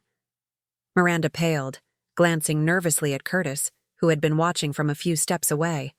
He moved to her side, placing a proprietary hand on her back. "We're done here," he said coldly. "Regina, let's go." They departed quickly, Regina murmuring something to them that I couldn't catch. I watched them leave, this man who had orchestrated so much pain and the daughter who had chosen him over the mother who loved her. "Are you all right?" Eleanor asked gently as we made our way out of the courthouse. "Yes," I said, surprised to find it was true. "I think I am." The confrontation, brief as it was, had crystallized something important. The lawsuit, Miranda's hostility, Curtis's cold manipulation, none of it had the power to devastate me anymore. I had faced their betrayal and survived, had named their cruelty and refused to be silenced, had found strength in myself and support in unexpected friends. Whatever happened in court, whether we settled or proceeded to trial, I had already won the battle that mattered most, the battle to reclaim my dignity, my home, my voice. As we descended the courthouse steps, a light snow began to fall, dusting Eleanor's hair and my shoulders with delicate crystals. The world seemed hushed, expectant, as if holding its breath before the fullness of winter. "What now?" Eleanor asked, carefully navigating the slippery steps. "Lunch," I decided firmly. "I'm famished. And then perhaps some holiday shopping? I've been meaning to find something special for Harriet." Eleanor smiled, linking her arm with mine. "Perfect. I could use your advice on a gift for my grandniece." We walked arm in arm through the gently falling snow, two elderly women bound by circumstance and choice, facing forward rather than back. Behind us, the courthouse stood solid and imposing, a reminder that justice was still in process. But ahead lay life, ordinary, precious, continuing. A week later, Douglas called with news. Regina Hargrove had contacted him with a settlement offer. Miranda and Curtis would drop their lawsuit entirely in exchange for my agreement not to pursue any further legal action against them. No admission of wrongdoing, no financial restitution, just a mutual ceasefire. It's less than we asked for, Douglas acknowledged, but it would end the litigation immediately. No more court appearances, no depositions, no stress, and no justice for Judith, I noted quietly. That's true, he agreed, though we could still pursue other avenues for that, working with advocacy groups, pushing for policy changes at facilities like Whispering Pines. I promised to consider the offer and called Eleanor immediately after. What do you think? I asked, curled in my window seat as evening settled over Mapleton. Should I accept? Eleanor was silent for a long moment, considering. What does your heart tell you, Billie? I closed my eyes, searching for the answer within myself. That I'm tired of fighting. That continuing this battle won't bring Judith back or restore my relationship with Miranda. That perhaps there are better ways to honor what we've been through than endless litigation. I think that's wisdom speaking, Eleanor said gently. Not surrender. You wouldn't be disappointed if we settled without a public admission of what they did to Judith? The truth is already out there, she replied. Maybe not in court transcripts, but in conversations throughout this community. In the changes the nursing home ombudsman is implementing at Whispering Pines. In the Elder Abuse Awareness Program the Senior Center is launching next month. She was right. While we'd been focused on the lawsuit, other ripples had been spreading through Mapleton. Pastor Williams had devoted a sermon to honoring elderly members of the congregation. The library had organized a panel discussion on recognizing and preventing elder exploitation. The local newspaper had run a 3-part series on resources available to aging residents and their families. Our stories, mine and Judith's, had sparked something larger than a legal victory could ever be. A community awakening to its responsibility toward its most vulnerable members. I'll tell Douglas to accept the settlement, I decided. On one condition, Miranda and Curtis leave Mapleton permanently. I don't want to worry about encountering them at the grocery store or the pharmacy. A fresh start for everyone, Eleanor agreed. Seems fair. The settlement was finalized before Christmas. Miranda and Curtis dropped their lawsuit. I agreed not to pursue further legal action. They committed to relocating at least 100 miles from Mapleton. No admissions, no apologies, just a legal document ending the conflict that had consumed so many months. I signed the papers in Douglas's office, feeling a complex mixture of relief and lingering sadness. Not for the outcome. The house remained. Mine, my reputation intact, my future secure. But for everything lost along the way. The daughter I had loved, the trust I had given so freely, the belief that family bonds were unbreakable. It's done, Douglas said, accepting the signed documents. You're free to move forward now, Billie. Free. Such a simple word for such a complicated feeling. I drove home through streets decorated with holiday lights and garlands, past homes, where families gathered in warmth and love, preparing for celebrations I would observe from a distance this year. No Miranda to help trim the tree. No grandchildren I would never have to spoil with presents and cookies. Yet as I pulled into my driveway, the house beckoned welcomingly, windows glowing with the lights I'd left on, porch adorned with the wreath Eleanor had helped me make. Not empty, not lonely, just mine. Inside, the answering machine blinked with messages. Harriet confirming our lunch date tomorrow, the garden club president reminding me about the January meeting, a volunteer coordinator checking my availability. For the literacy program's holiday event, life continuing, connections strengthening, new chapters beginning. I made tea and carried it to the living room, settling into the comfortable silence of the house that had witnessed so much of my life's unfolding story. On the mantel, photographs chronicled chapters past, Richard and me on our wedding day, Miranda's graduation, gatherings of friends now scattered or gone. Among them stood a new addition, Eleanor and me at the community garden's harvest festival, silver heads bent together in laughter, eyes bright with shared understanding. Not family by blood, but by choice. Not bound by obligation, but by mutual respect and genuine affection. Outside, snow began to fall once more, muffling the world in gentle white. Inside, warmth and memory and possibility surrounded me like a quilt stitched from disparate pieces of experience. The house was mine, the deed secure, the locks changed, the basement reclaimed and repurposed as a craft room where sunlight now streamed through newly installed windows.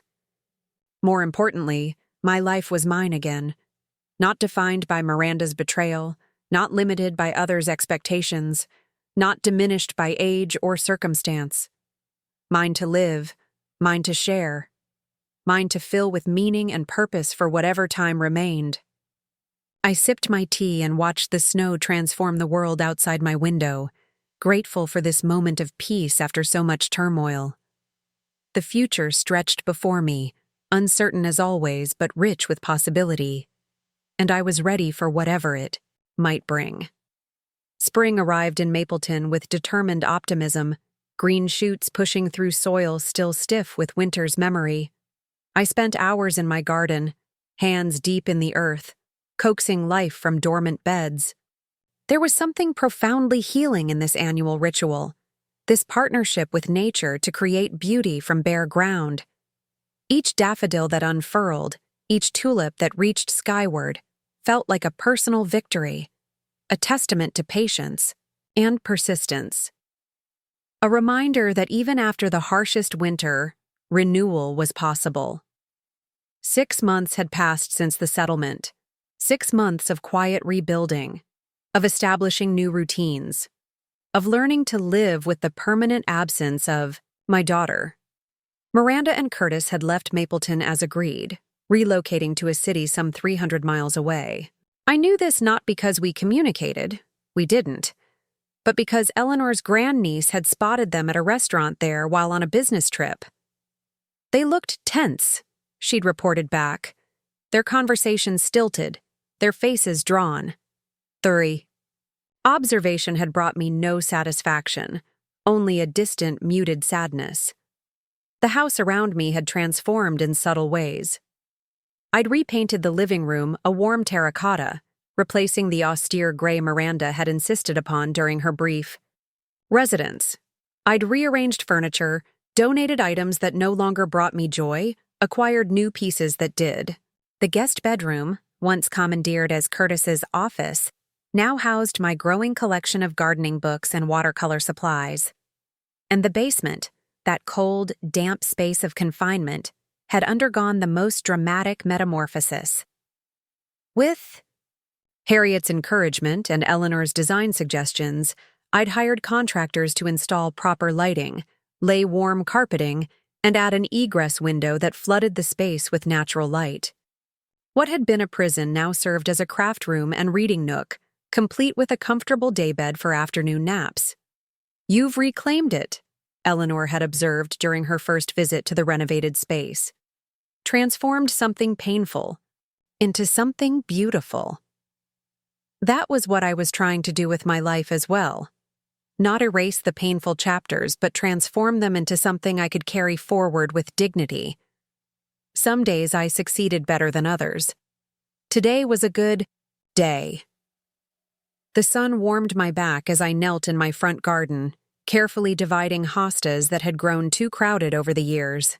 The rhythmic work was meditative, allowing my mind to drift pleasantly among memories and possibilities. "Those look healthy," came a deep voice from the sidewalk. I glanced up, shading my eyes against the late morning sun. A tall man stood at my garden gate, silver-haired and lean, dressed in khakis and a button-down shirt rolled up at the sleeves. He looked vaguely familiar, though I couldn't immediately place him. "The hostas," he clarified, gesturing toward the plants in my hands. "Mine never looked that robust. Too much sun in my yard, I think." I smiled, setting down my trowel. Hostas are woodland plants by nature. They like dappled shade and consistent moisture. So I've been told, he replied with a self-deprecating chuckle. But I'm a hopeless gardener, I'm afraid. More of a woodworker, really. That's when recognition clicked into place. You're Thomas Abernathy, from the Senior Center's woodworking class. His face brightened. Good memory. We met at the craft fair in December. You were selling those beautiful pressed flower cards. And you had those handcrafted cutting boards, I recalled, wiping my hands on my gardening apron and rising slowly from my knees. Age made such movements less fluid than they once had been, a fact I accepted with wry resignation. Need a hand? Thomas asked, opening the gate without waiting for an invitation. I accepted his outstretched hand with more gratitude than pride would normally have allowed. His grip was firm but gentle, steadying me as I found my balance. Thank you, I said, releasing his hand once I was upright. Gardening always reminds me of my limitations these days. Worth it, though, he replied, glancing appreciatively at the vibrant spring blooms surrounding us. Your garden is quite something, Ms. Sparrowgrove. Billie, please, I corrected. And thank you.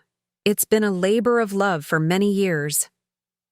An awkward silence settled between us, the kind that emerges when two people who barely know each other suddenly find themselves in conversation without the buffer of a structured social setting. Thomas cleared his throat.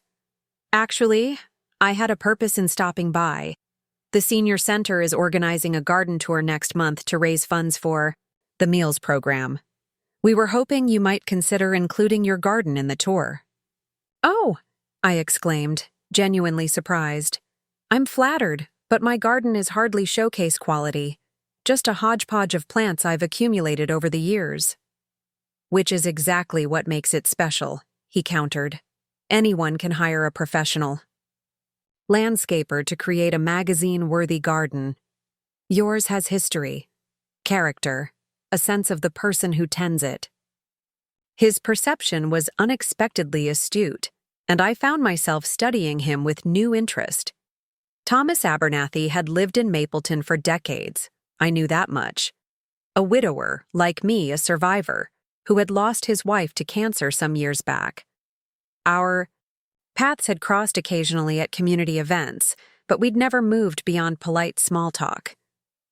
Would you like some iced tea? I heard myself asking.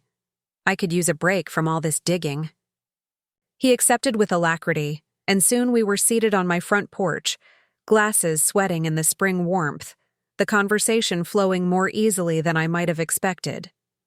Thomas, it emerged, had retired from engineering 5 years earlier.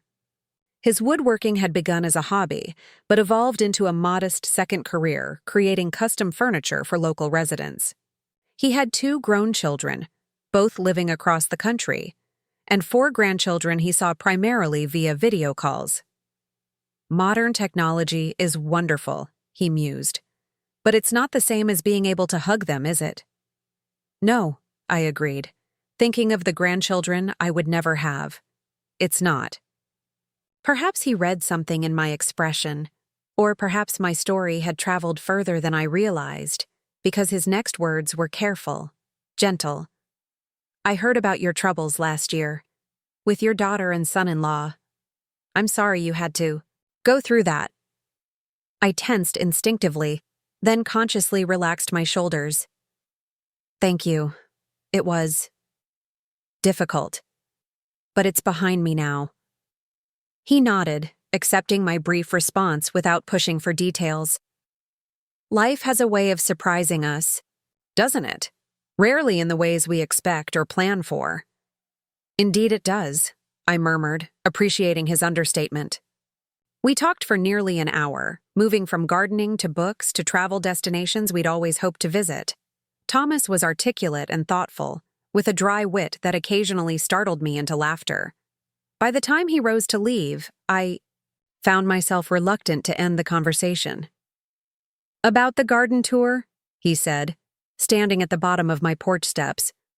No pressure, but I think people would genuinely enjoy seeing what you've created here. I surprised myself by nodding.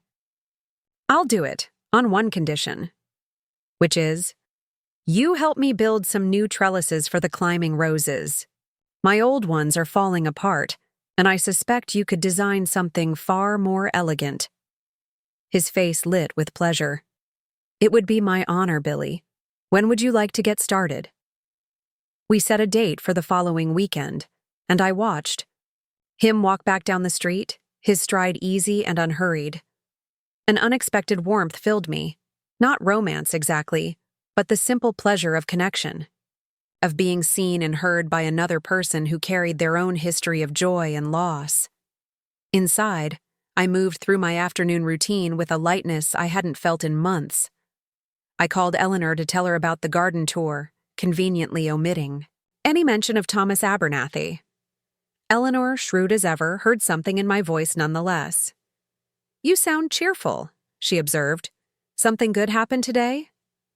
"Just a beautiful spring day," I replied, smiling to myself. "The hostas are coming up nicely." That evening, as twilight settled over Mapleton, I sat in my garden with a glass of wine, enjoying the chorus of spring peepers from the creek behind my property. The air was soft with promise, scented with damp earth and emerging growth.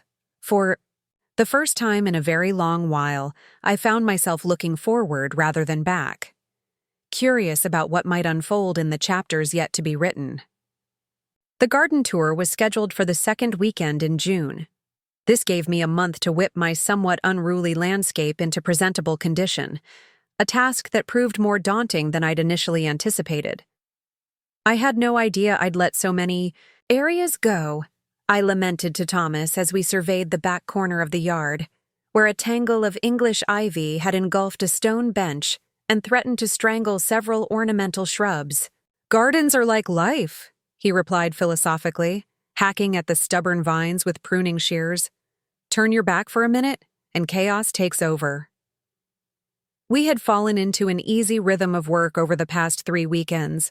Thomas would arrive mid-morning with coffee and pastries from Maggie's bakery. We'd plan the day's tasks over breakfast on the porch, then work side by side until early afternoon. Sometimes we chatted about books we'd read, places we'd traveled, the small dramas of Mapleton life.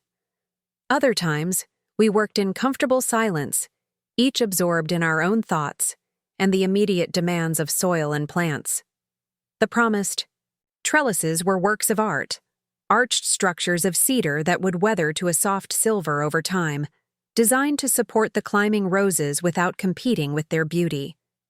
Thomas had installed the first one yesterday, his movements precise and methodical, explaining each step as if I might someday undertake such a project myself. I wouldn't, of course, but I enjoyed watching his hands work the wood, seeing the satisfaction in his face when each piece fit perfectly into place. There was something deeply appealing about his competence, his quiet pride in creating something both beautiful and functional.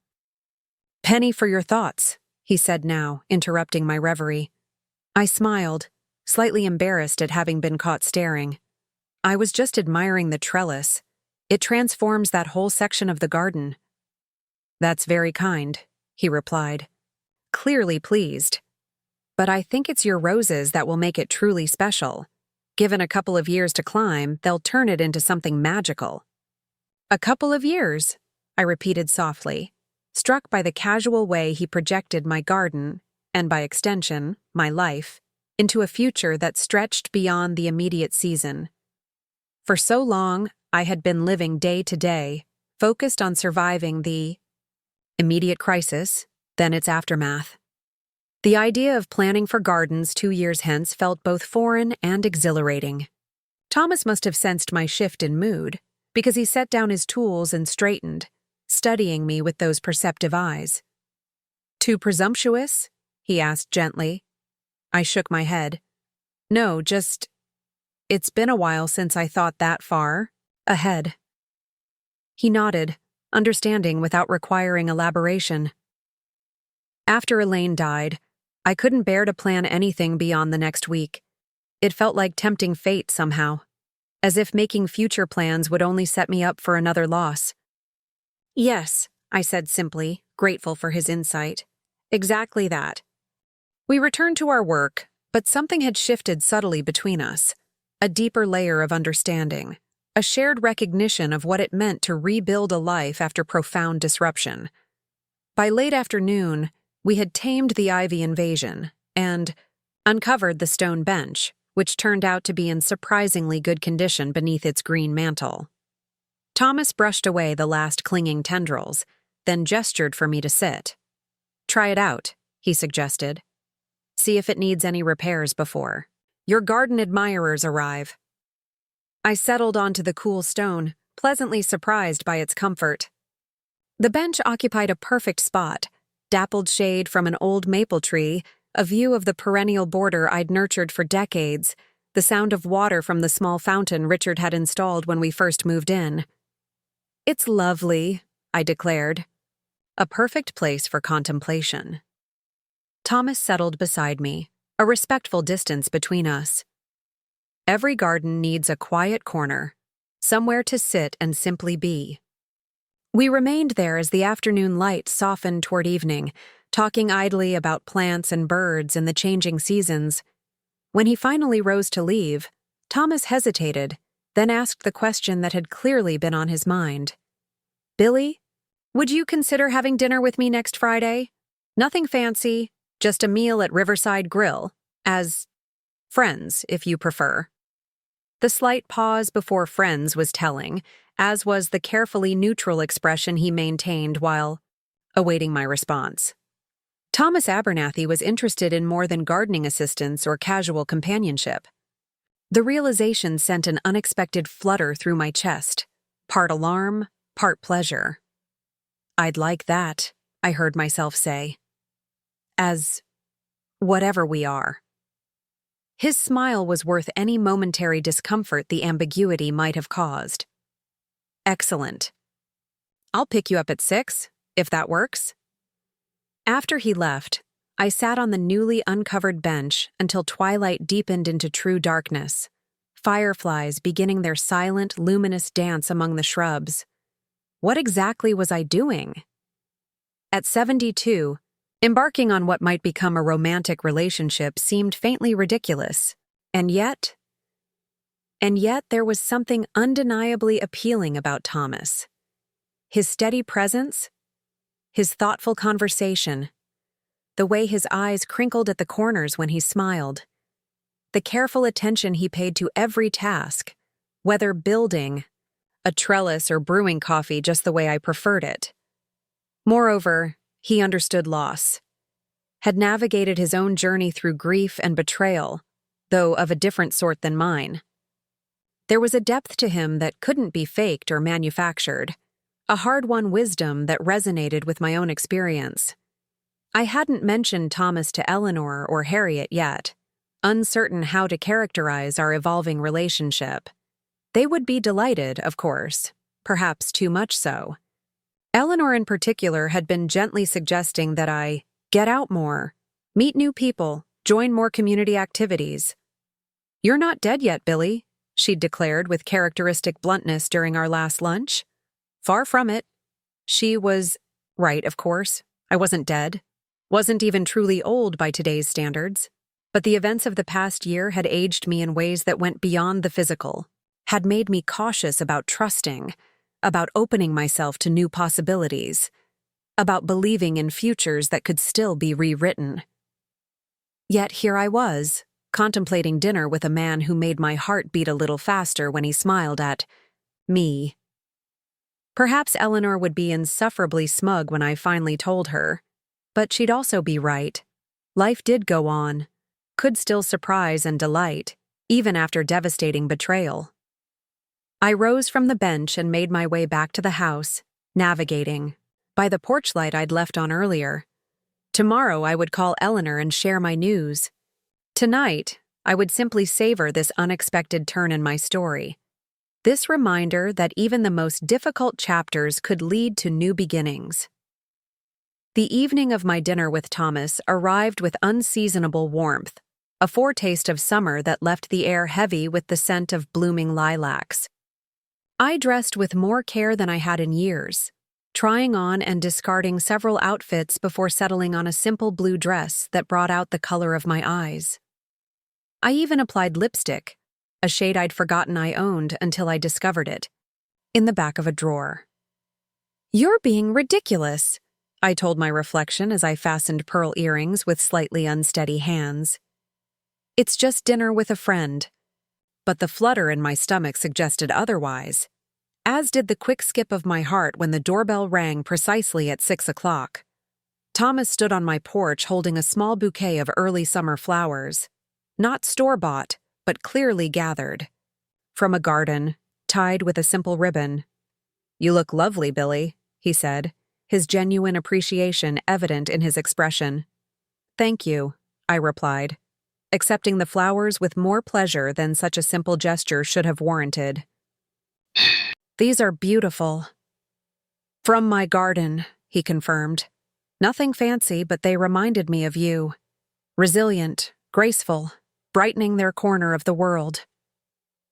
His words caught me off guard, more touching than the most extravagant compliment. Might have been.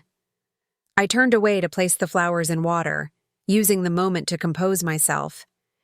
The Riverside Grill was Mapleton's attempt at upscale dining: white tablecloths, candles, a wine list that extended beyond house red and white. Not truly fancy by city standards, but special enough for local celebrations and the occasional date night. Date night. The phrase echoed in my mind as Thomas held my chair, as our server presented menus, as we discussed wine selections with more attention than they probably deserved. Was that what this was? Were we on a date, like teenagers, or young adults embarking on the complex dance of courtship? The idea should have felt absurd. Instead, it felt exhilarating. Conversation flowed easily over dinner, moving from garden preparations to Thomas's latest woodworking commission to a book we'd both recently read. He was an attentive listener, asking thoughtful follow-up questions, remembering details I'd mentioned in passing during our work sessions. I found myself speaking more freely than I had in months, sharing stories about my early years with Richard, about raising Miranda, about the community projects that had filled my life after widowhood. I skirted carefully around the recent past, still reluctant to revisit the painful episodes with Miranda and Curtis. But even this, Thomas seemed to understand, never pressing when I redirected the conversation, respecting the boundaries I had established around my still healing heart. By the time we shared a dessert, a rich chocolate cake neither of us needed but both craved, I felt myself relaxing into the evening, into the simple pleasure of connection with someone who saw me, clearly, and valued what he saw. "Thank you for agreeing to dinner," Thomas said, as he walked me to my door later that evening. "I've enjoyed every minute." "So have I," I admitted, suddenly shy as we stood in the pool of light cast by my porch lamp. "Very much." He hesitated, then leaned forward and placed a gentle kiss on my cheek. "Good night, Billie. I'll see you tomorrow? For the final garden preparations?" "Tomorrow," I agreed, oddly breathless. Inside, I leaned against the closed door, one hand pressed to my cheek where his lips had touched. I felt simultaneously young and old, young in the flutter of attraction, the quickening of possibility, old in the wisdom that tempered expectation, that understood the fragility of human connection. Whatever was developing between Thomas and me would unfold at its own pace. There was no rush, no pressure, no predetermined path we needed to follow. We were two people who had lived full lives, accumulated both joy and sorrow, and now found ourselves drawn to each other in ways neither had anticipated. That was enough for now, more than enough. The morning of the garden tour dawned clear and perfect, as if nature herself had decided to cooperate with our plans. I was up early, making final adjustments, deadheading spent blooms, sweeping the eye. Garden paths, arranging seating areas where visitors might rest during their explorations. Thomas arrived at 8, bringing coffee and muffins as had become our custom. He wore crisp khakis and a blue shirt that complemented his silver hair and tanned skin. Ready for your public debut? He teased, handing me a steaming cup. Hardly a debut, I replied with a laugh. Most of the visitors will be neighbors who've known me for decades. True, he acknowledged, but they'll be seeing your garden, and by extension you, with new eyes today, as something special, worth attention and appreciation. His perception, as always, cut to the heart of the matter. Today wasn't really about the garden itself. It was about sharing something I loved, something I had created, with others who might value it. About stepping fully back into community life after months of isolation and legal battles. About reclaiming my place in Mapleton not as that poor woman whose daughter locked her in the basement, but as Wilhelmina Sparrowgrove, gardener, neighbor, friend. The first visitors arrived promptly at 10, guidebooks in hand, expressions eager as they followed the stone path around the side of the house. I greeted them from the porch, where I'd set up a small welcome station with tour maps and glasses of lemonade. "Thank you for opening your garden to us," said Martha Simmons, a retired librarian I'd known for years. "It's absolutely charming. So personal. So... you." Her words echoed Thomas's assessment, and I glanced at him with a small smile of acknowledgement.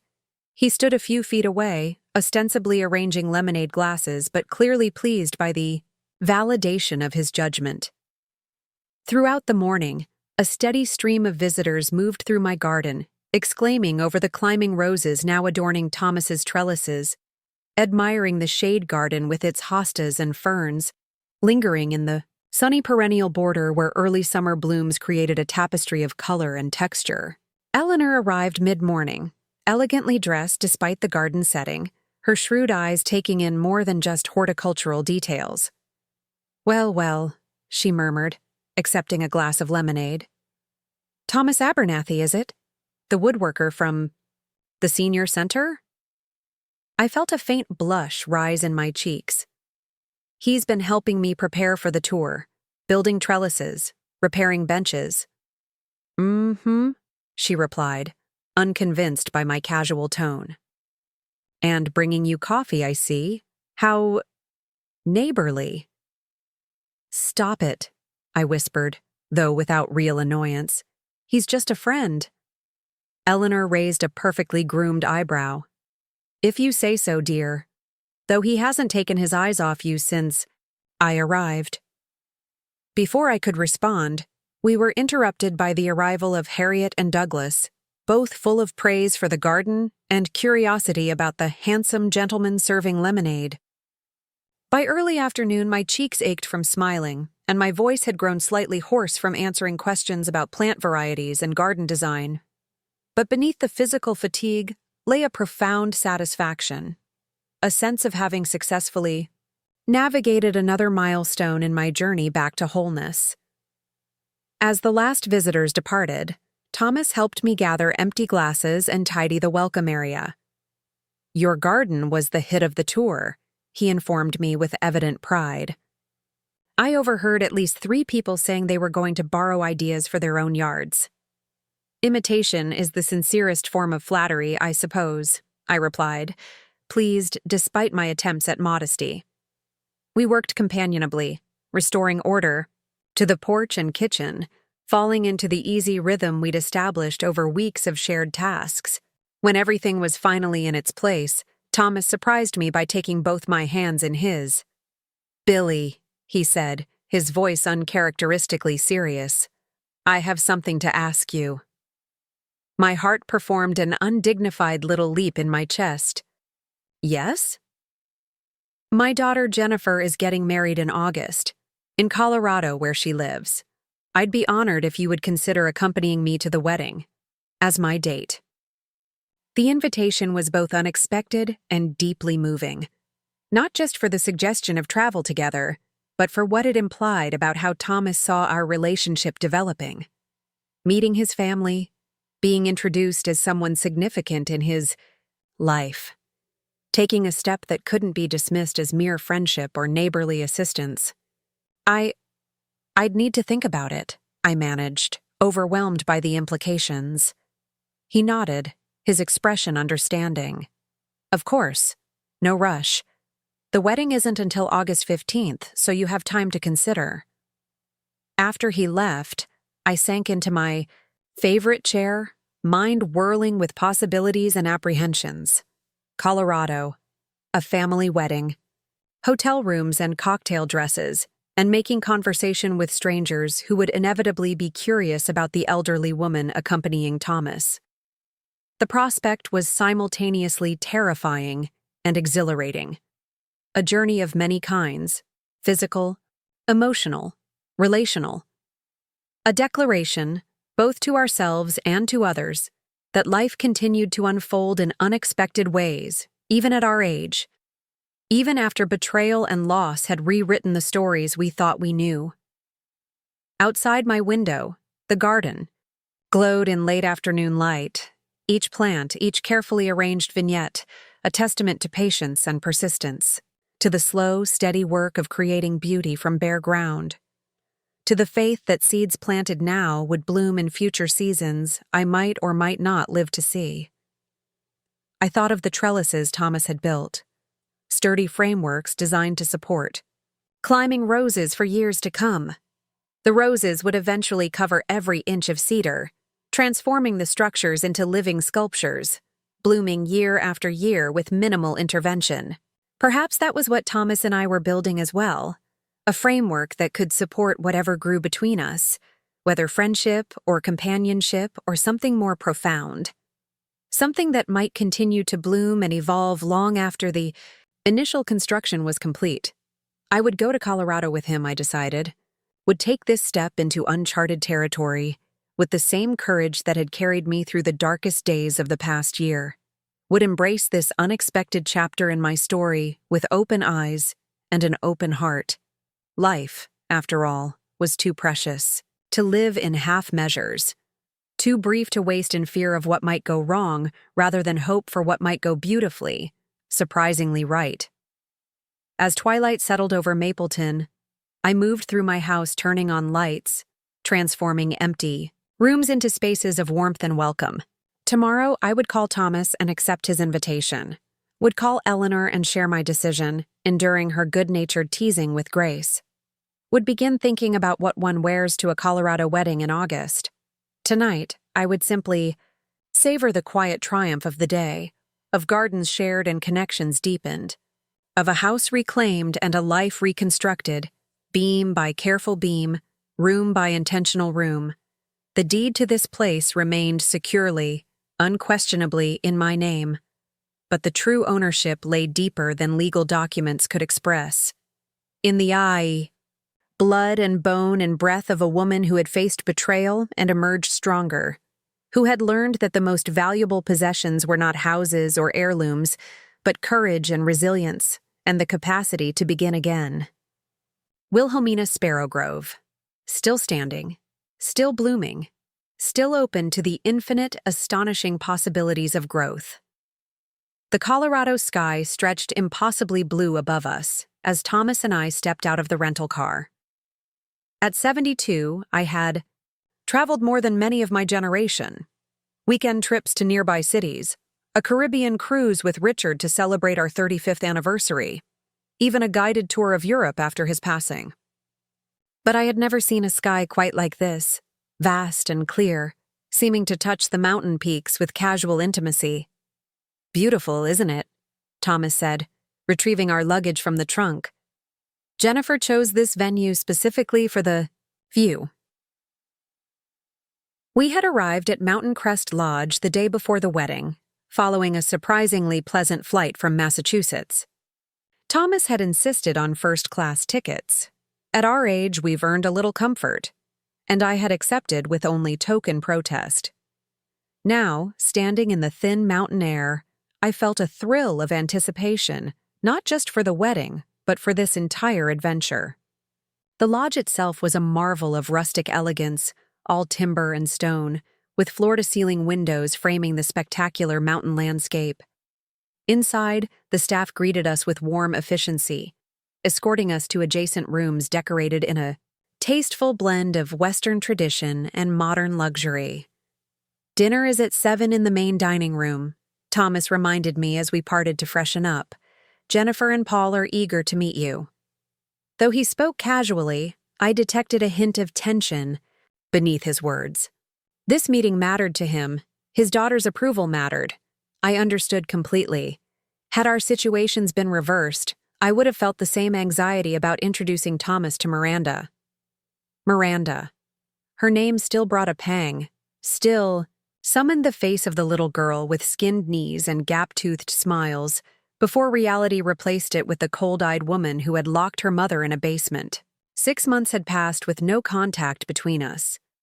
Sometimes I wondered where she was, whether she and Curtis had weathered the storm of public disgrace and financial setback, whether she ever thought of me with anything but resentment and anger. I pushed the thoughts away as I unpacked, arranging my carefully selected wardrobe for the weekend. For tonight's dinner, I had chosen a simple navy dress with a silver pendant Eleanor had helped me select. Elegant but not trying too hard, she had declared with her characteristic bluntness. For the wedding itself, a pale rose ensemble with a matching jacket, festive without competing with the wedding party's attire. At precisely 6:50, Thomas knocked on my door. He had changed into gray slacks and a blue blazer that emphasized the breadth of his shoulders, his silver hair neatly combed, his expression a mixture of pride and nervousness that I found unexpectedly endearing. "You look beautiful," he said, offering his arm. I took it, grateful for both the compliment and the support. The altitude was affecting me more than I had expected, making me slightly breathless even after minimal exertion. The lodge's dining room buzzed with pre-wedding excitement. Guests gathered in small clusters, voices raised in laughter and conversation. Thomas scanned the room, his face lighting up when he spotted a young couple near the fireplace. "There they are," he murmured, guiding me through the crowd. Jennifer Abernathy was a striking woman in her mid-30s, with her father's height, and lean build but darker coloring that must have come from her mother. Beside her stood a bearded man with kind eyes and an easy smile, Paul, the groom-to-be, a professor of environmental science whom Jennifer had met during a research project at the university where they both taught. "Dad!" Jennifer exclaimed, embracing Thomas warmly before turning curious eyes on me. "And you must be Billie. We've heard so much about you." "All good, I hope," I replied, accepting her extended hand. "The highest praise," Paul assured me, his handshake firm and welcoming. "Thomas doesn't impress easily, and he's thoroughly impressed by you." I felt a flush of pleasure at his words, heightened by the quiet, "It's true," Thomas murmured beside me.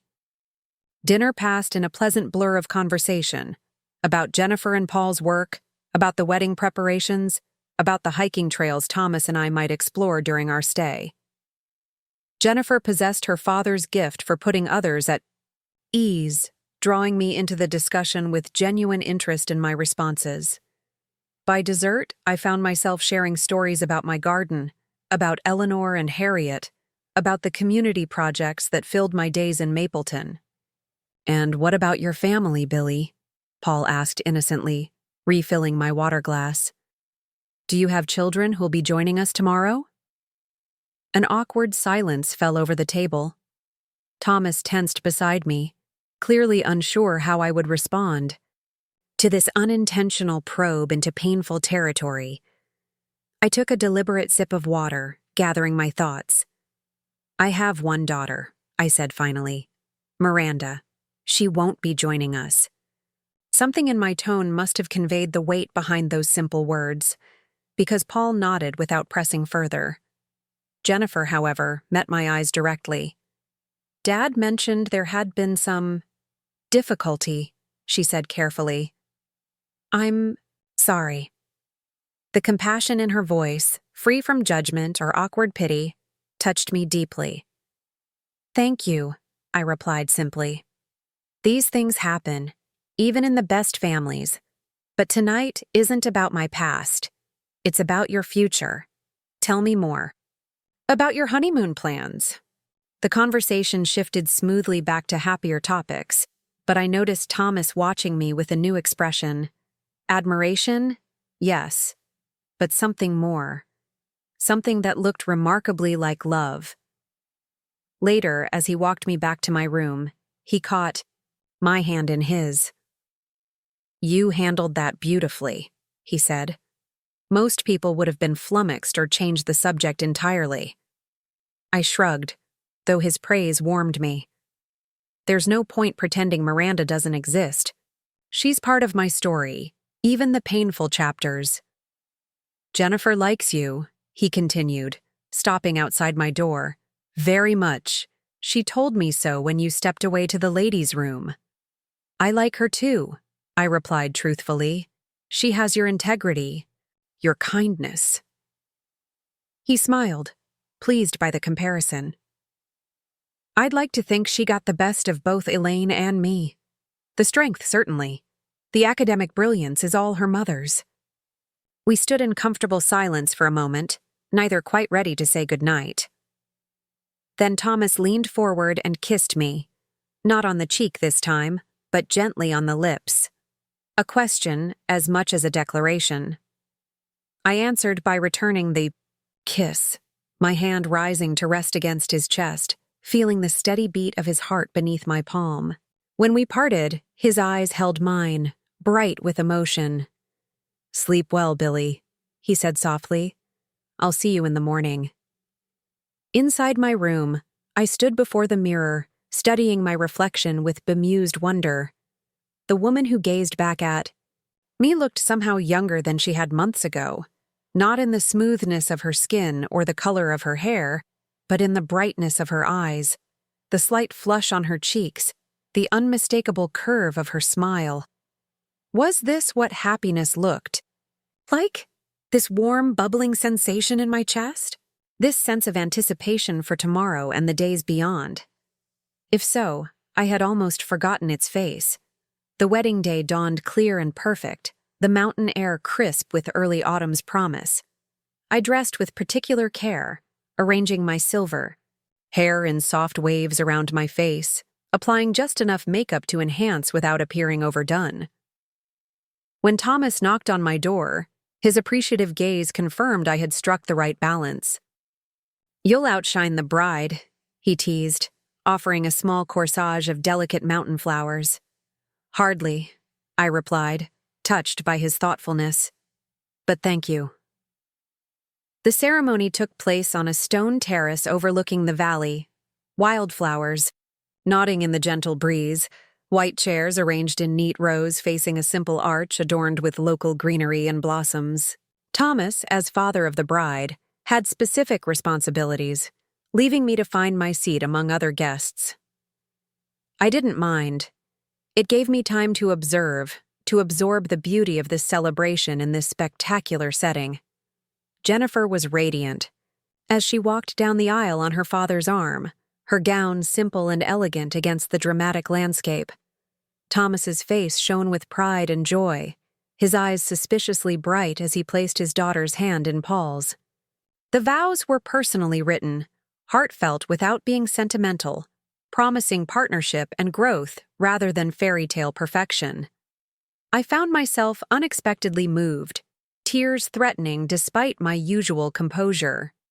Perhaps it was the altitude making me emotional. Or perhaps it was seeing the naked hope on these young faces, the commitment to building a future together despite knowing how fragile such promises could be, how easily betrayed or broken. Yet here they stood, choosing faith over cynicism, possibility over fear, beginnings over endings. The reception followed in the lodge's grand hall, tables adorned with wildflowers and flickering candles, a small band playing a tasteful blend of classical and contemporary music. Thomas found me after completing his family obligations, sliding into the chair beside me with a contented sigh. "Well, that's done," he said. "She's officially someone else's responsibility now." "As if you'll ever stop worrying about her," I replied with a knowing smile. He laughed, acknowledging the truth in my words. A parent's prerogative, even when they're brilliant professors with mortgages and retirement plans. A slight shadow must have crossed my face because he immediately looked contrite. "I'm sorry, Billie. That was thoughtless of me." "No," I assured him, placing my hand over his. "It's fine. Truly. I'm happy for you, for both of you. Jennifer is remarkable and clearly adores you. That's a blessing many parents never receive." He turned his hand beneath mine, interlacing our fingers. "Dance with me?" The band had begun, playing a familiar melody. Not a traditional first dance song, but something slower, gentler. Perfect for a woman whose dancing days were ostensibly behind her, but who suddenly found herself wanting to sway in the arms of a silver-haired gentleman with kind eyes. "I'd be delighted," I said, rising to join him. Thomas led me to the edge of the dance floor, his hand warm and steady against the small of my back. We moved together with surprising ease, as if our bodies remembered steps practiced in youth, though never with each other. Around us, other couples, young and old, family and friends, created a kaleidoscope of celebration. "Thank you for coming." "With me," Thomas murmured against my hair. "It means more than I can express." "Thank you for asking me," I replied softly. "For all of it. The trellises, the garden tour, this, especially this." He pulled back slightly to meet my eyes, his expression serious despite the festive surroundings. "Billie, I need you to know something. I'm not looking for a companion to pass the time with, or a gardening partner, or even just a friend. I'm falling in love with you. Have been since that first day I saw you dividing hostas in your front yard." The simple declaration stole my breath more effectively than the mountain altitude. For a moment I couldn't respond, could only stare into his earnest face, my heart performing acrobatics in my chest. "You don't have to say anything now," he continued gently. "I just wanted you to know where I stand, where I hope we might be heading." "Thomas," I began, then faltered, overcome by emotions I had thought long buried. How did one respond to such a declaration at our age? With the same breathless excitement of youth, or with the measured consideration of experience? In the end, truth seemed the only appropriate answer. "I'm scared," I admitted quietly. "Not of you. Of this. Of opening myself to possibilities again. After everything." He nodded, understanding immediately. "Fear makes sense, given what you've been through. But you know what I've observed about you, Wilhelmina Sparrowgrove. You never let fear have the final word. Not with your daughter. Not with your home. Not with your life." His perception humbled me, as did the respect in his voice. He saw me, not as a fragile victim to be pitied or protected, but as a woman of courage and resilience. A woman capable of making her own choices, taking her own risks. "I'm falling in love with you too," I said finally, the words emerging with surprising ease once I surrendered to their truth. "And yes, it terrifies me, but not enough to stop." His smile transformed his face, years dropping away in an instant of pure joy. Without words, he drew me closer, our bodies finding their rhythm again as the music continued around us. We danced, in comfortable silence, each absorbing the implications of the declarations we had made, the path we had chosen to explore together. Later, much later, we stood on the terrace where the ceremony had taken place, watching moonlight silver the valley below. The reception continued inside, but we had slipped away for a moment of quiet, of privacy. "What happens now?" I asked, my voice barely above a whisper. Thomas's arm tightened around my shoulders. "Whatever we want, I suppose. We're neither of us youngsters rushing into anything." "No," I agreed with a small laugh. "Definitely not youngsters. But," he continued thoughtfully, "we're not without options. I could visit you in Mapleton more regularly. You could visit me in Lakeside when you feel comfortable doing so. We could see where it leads." The simple, practical approach appealed to me. This acknowledgement that love at our age would necessarily differ from the passionate, all-consuming affairs of youth. We had responsibilities, routines, lives carefully constructed after significant losses. Any joining would require patience, compromise, careful consideration. "I'd like that," I said, resting my head against his shoulder. "Very much." We remained there until the mountain chill drove us back inside, where the celebration continued with toasts and cake cutting and all the traditional markers of new beginnings.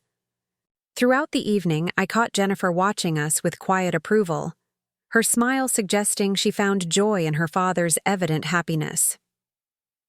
The weekend passed too quickly after that. A hike along a gentle trail Thomas had researched specifically, with my abilities in mind, a leisurely brunch with Jennifer and Paul before they departed for their honeymoon, a final dinner, just the two of us, discussing plans for when we returned to Massachusetts. On our last morning, as we prepared to check out of the lodge, Thomas surprised me with a small package wrapped in simple silver paper. "A remembrance," he explained as I carefully removed the wrapping, "of our first trip together." Inside lay a delicate wooden box, clearly of his own creation. The lid was inlaid with a pattern of mountain flowers, columbine and lupine, Indian paintbrush, and alpine forget-me-nots, each rendered with remarkable precision and artistry. I traced the design with wondering fingers, moved beyond words by the thought and craftsmanship it represented. "It's beautiful," I whispered finally. "Thomas, I don't know what to say." "You don't have to say anything," he replied, pleased by my reaction. "Just know that I made it with you in mind. Every detail." I looked up at him, this man who had entered my life when I least expected connection, who had seen beyond my defenses to the woman still capable of growth and joy and love. The box in my hands wasn't just a souvenir. It was a promise, a testament to skillful hands creating something new and beautiful from raw materials. A reminder that life, even its later chapters, could still surprise and delight. The flight. Home gave me time to reflect on all that had changed in the month since that terrible day I discovered Miranda and Curtis's betrayal. I had lost a daughter, but gained a community that rallied when I most needed support.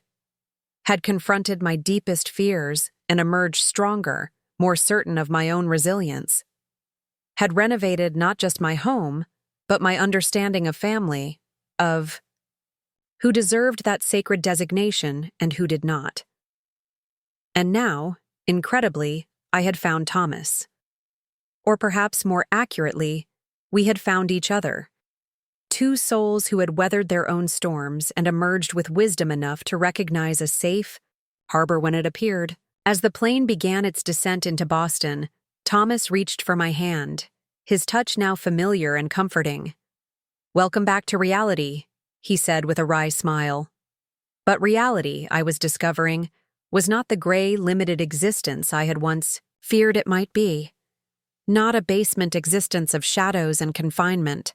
Not even merely a holding pattern until the final chapter closed. Reality was my garden bursting with late summer blooms.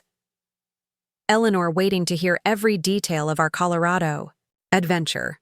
The library literacy program where I volunteered each week, helping young children discover the magic of words. The house that remained, unquestionably and securely, in my name. Reality was Thomas's hand in mine, his steady presence beside me. His workshop where beauty emerged from raw wood, just as possibility emerged from raw experience.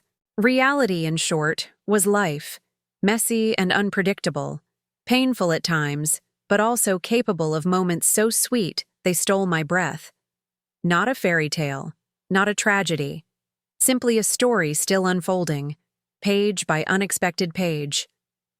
As we collected our luggage and headed toward the exit, I noticed a familiar figure near the baggage claim, tall, slender, with a profile I would know anywhere despite the months of separation.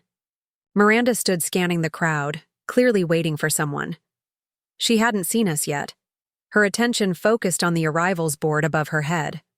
Thomas felt me tense beside him. "What is it?" he asked, following my gaze.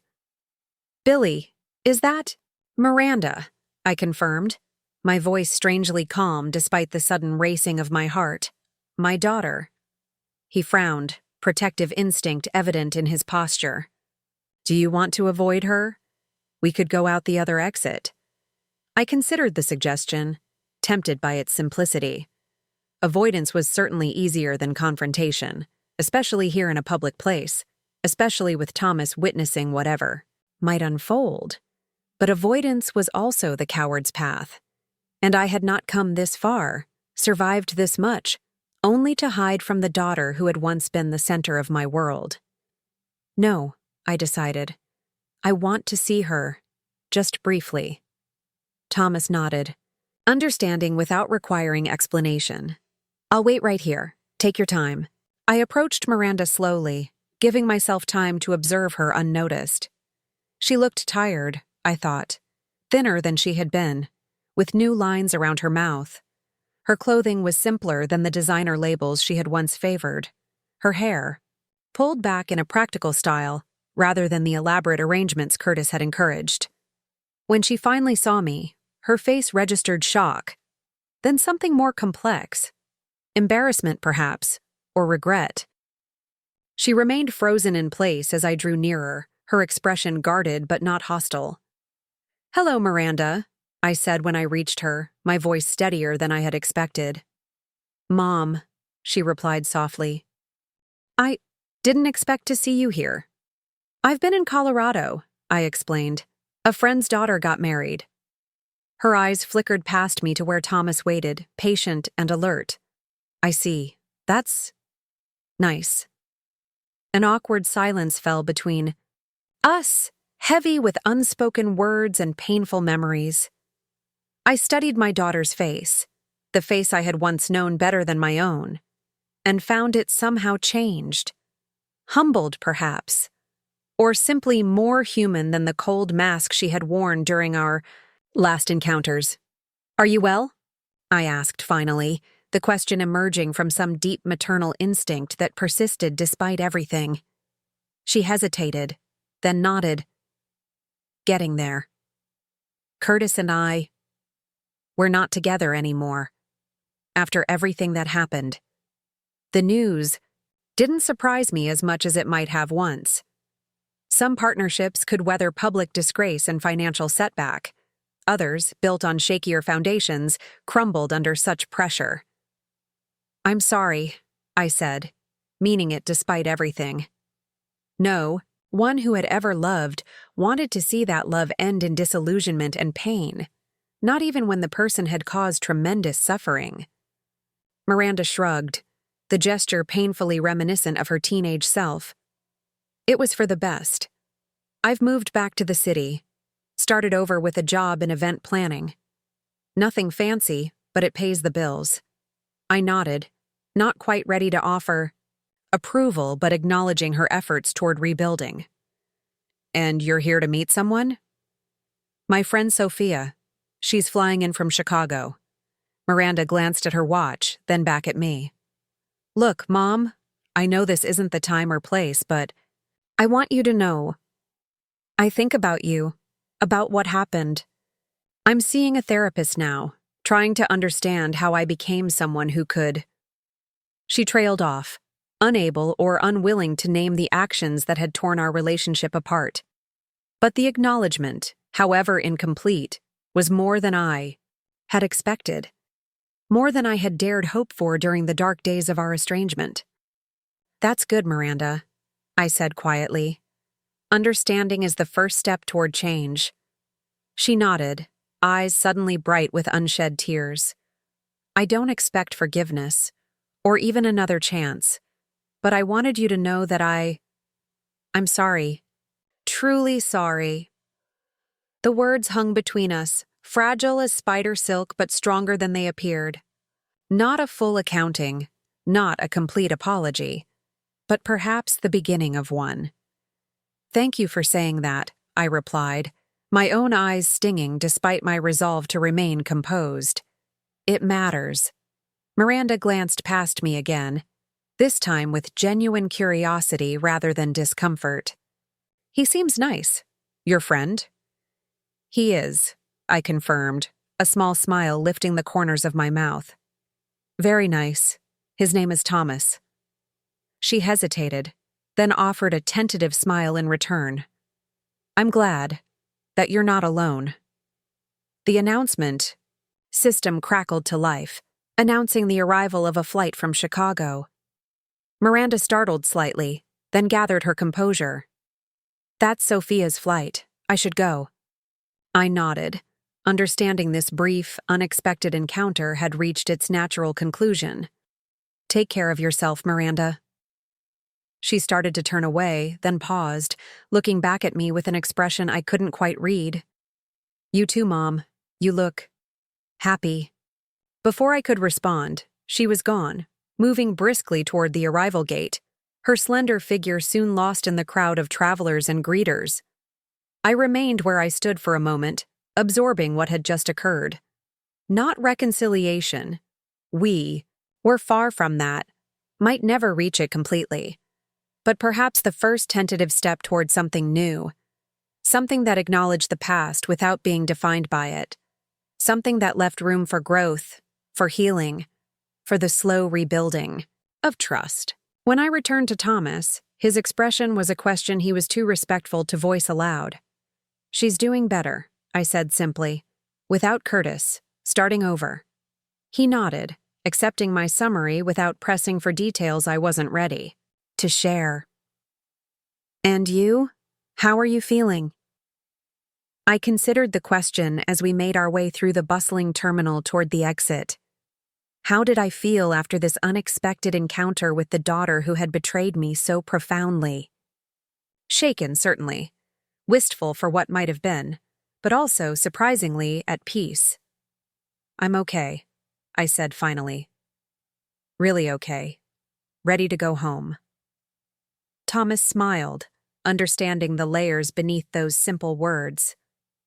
Home to my garden with its new trellises. To the community that had rallied around me in my darkest hours.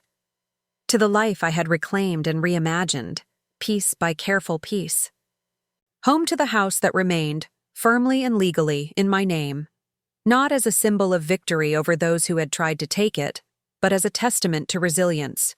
To the power of standing firm when foundations shake, to the quiet dignity of a woman who refused to be erased from her own story.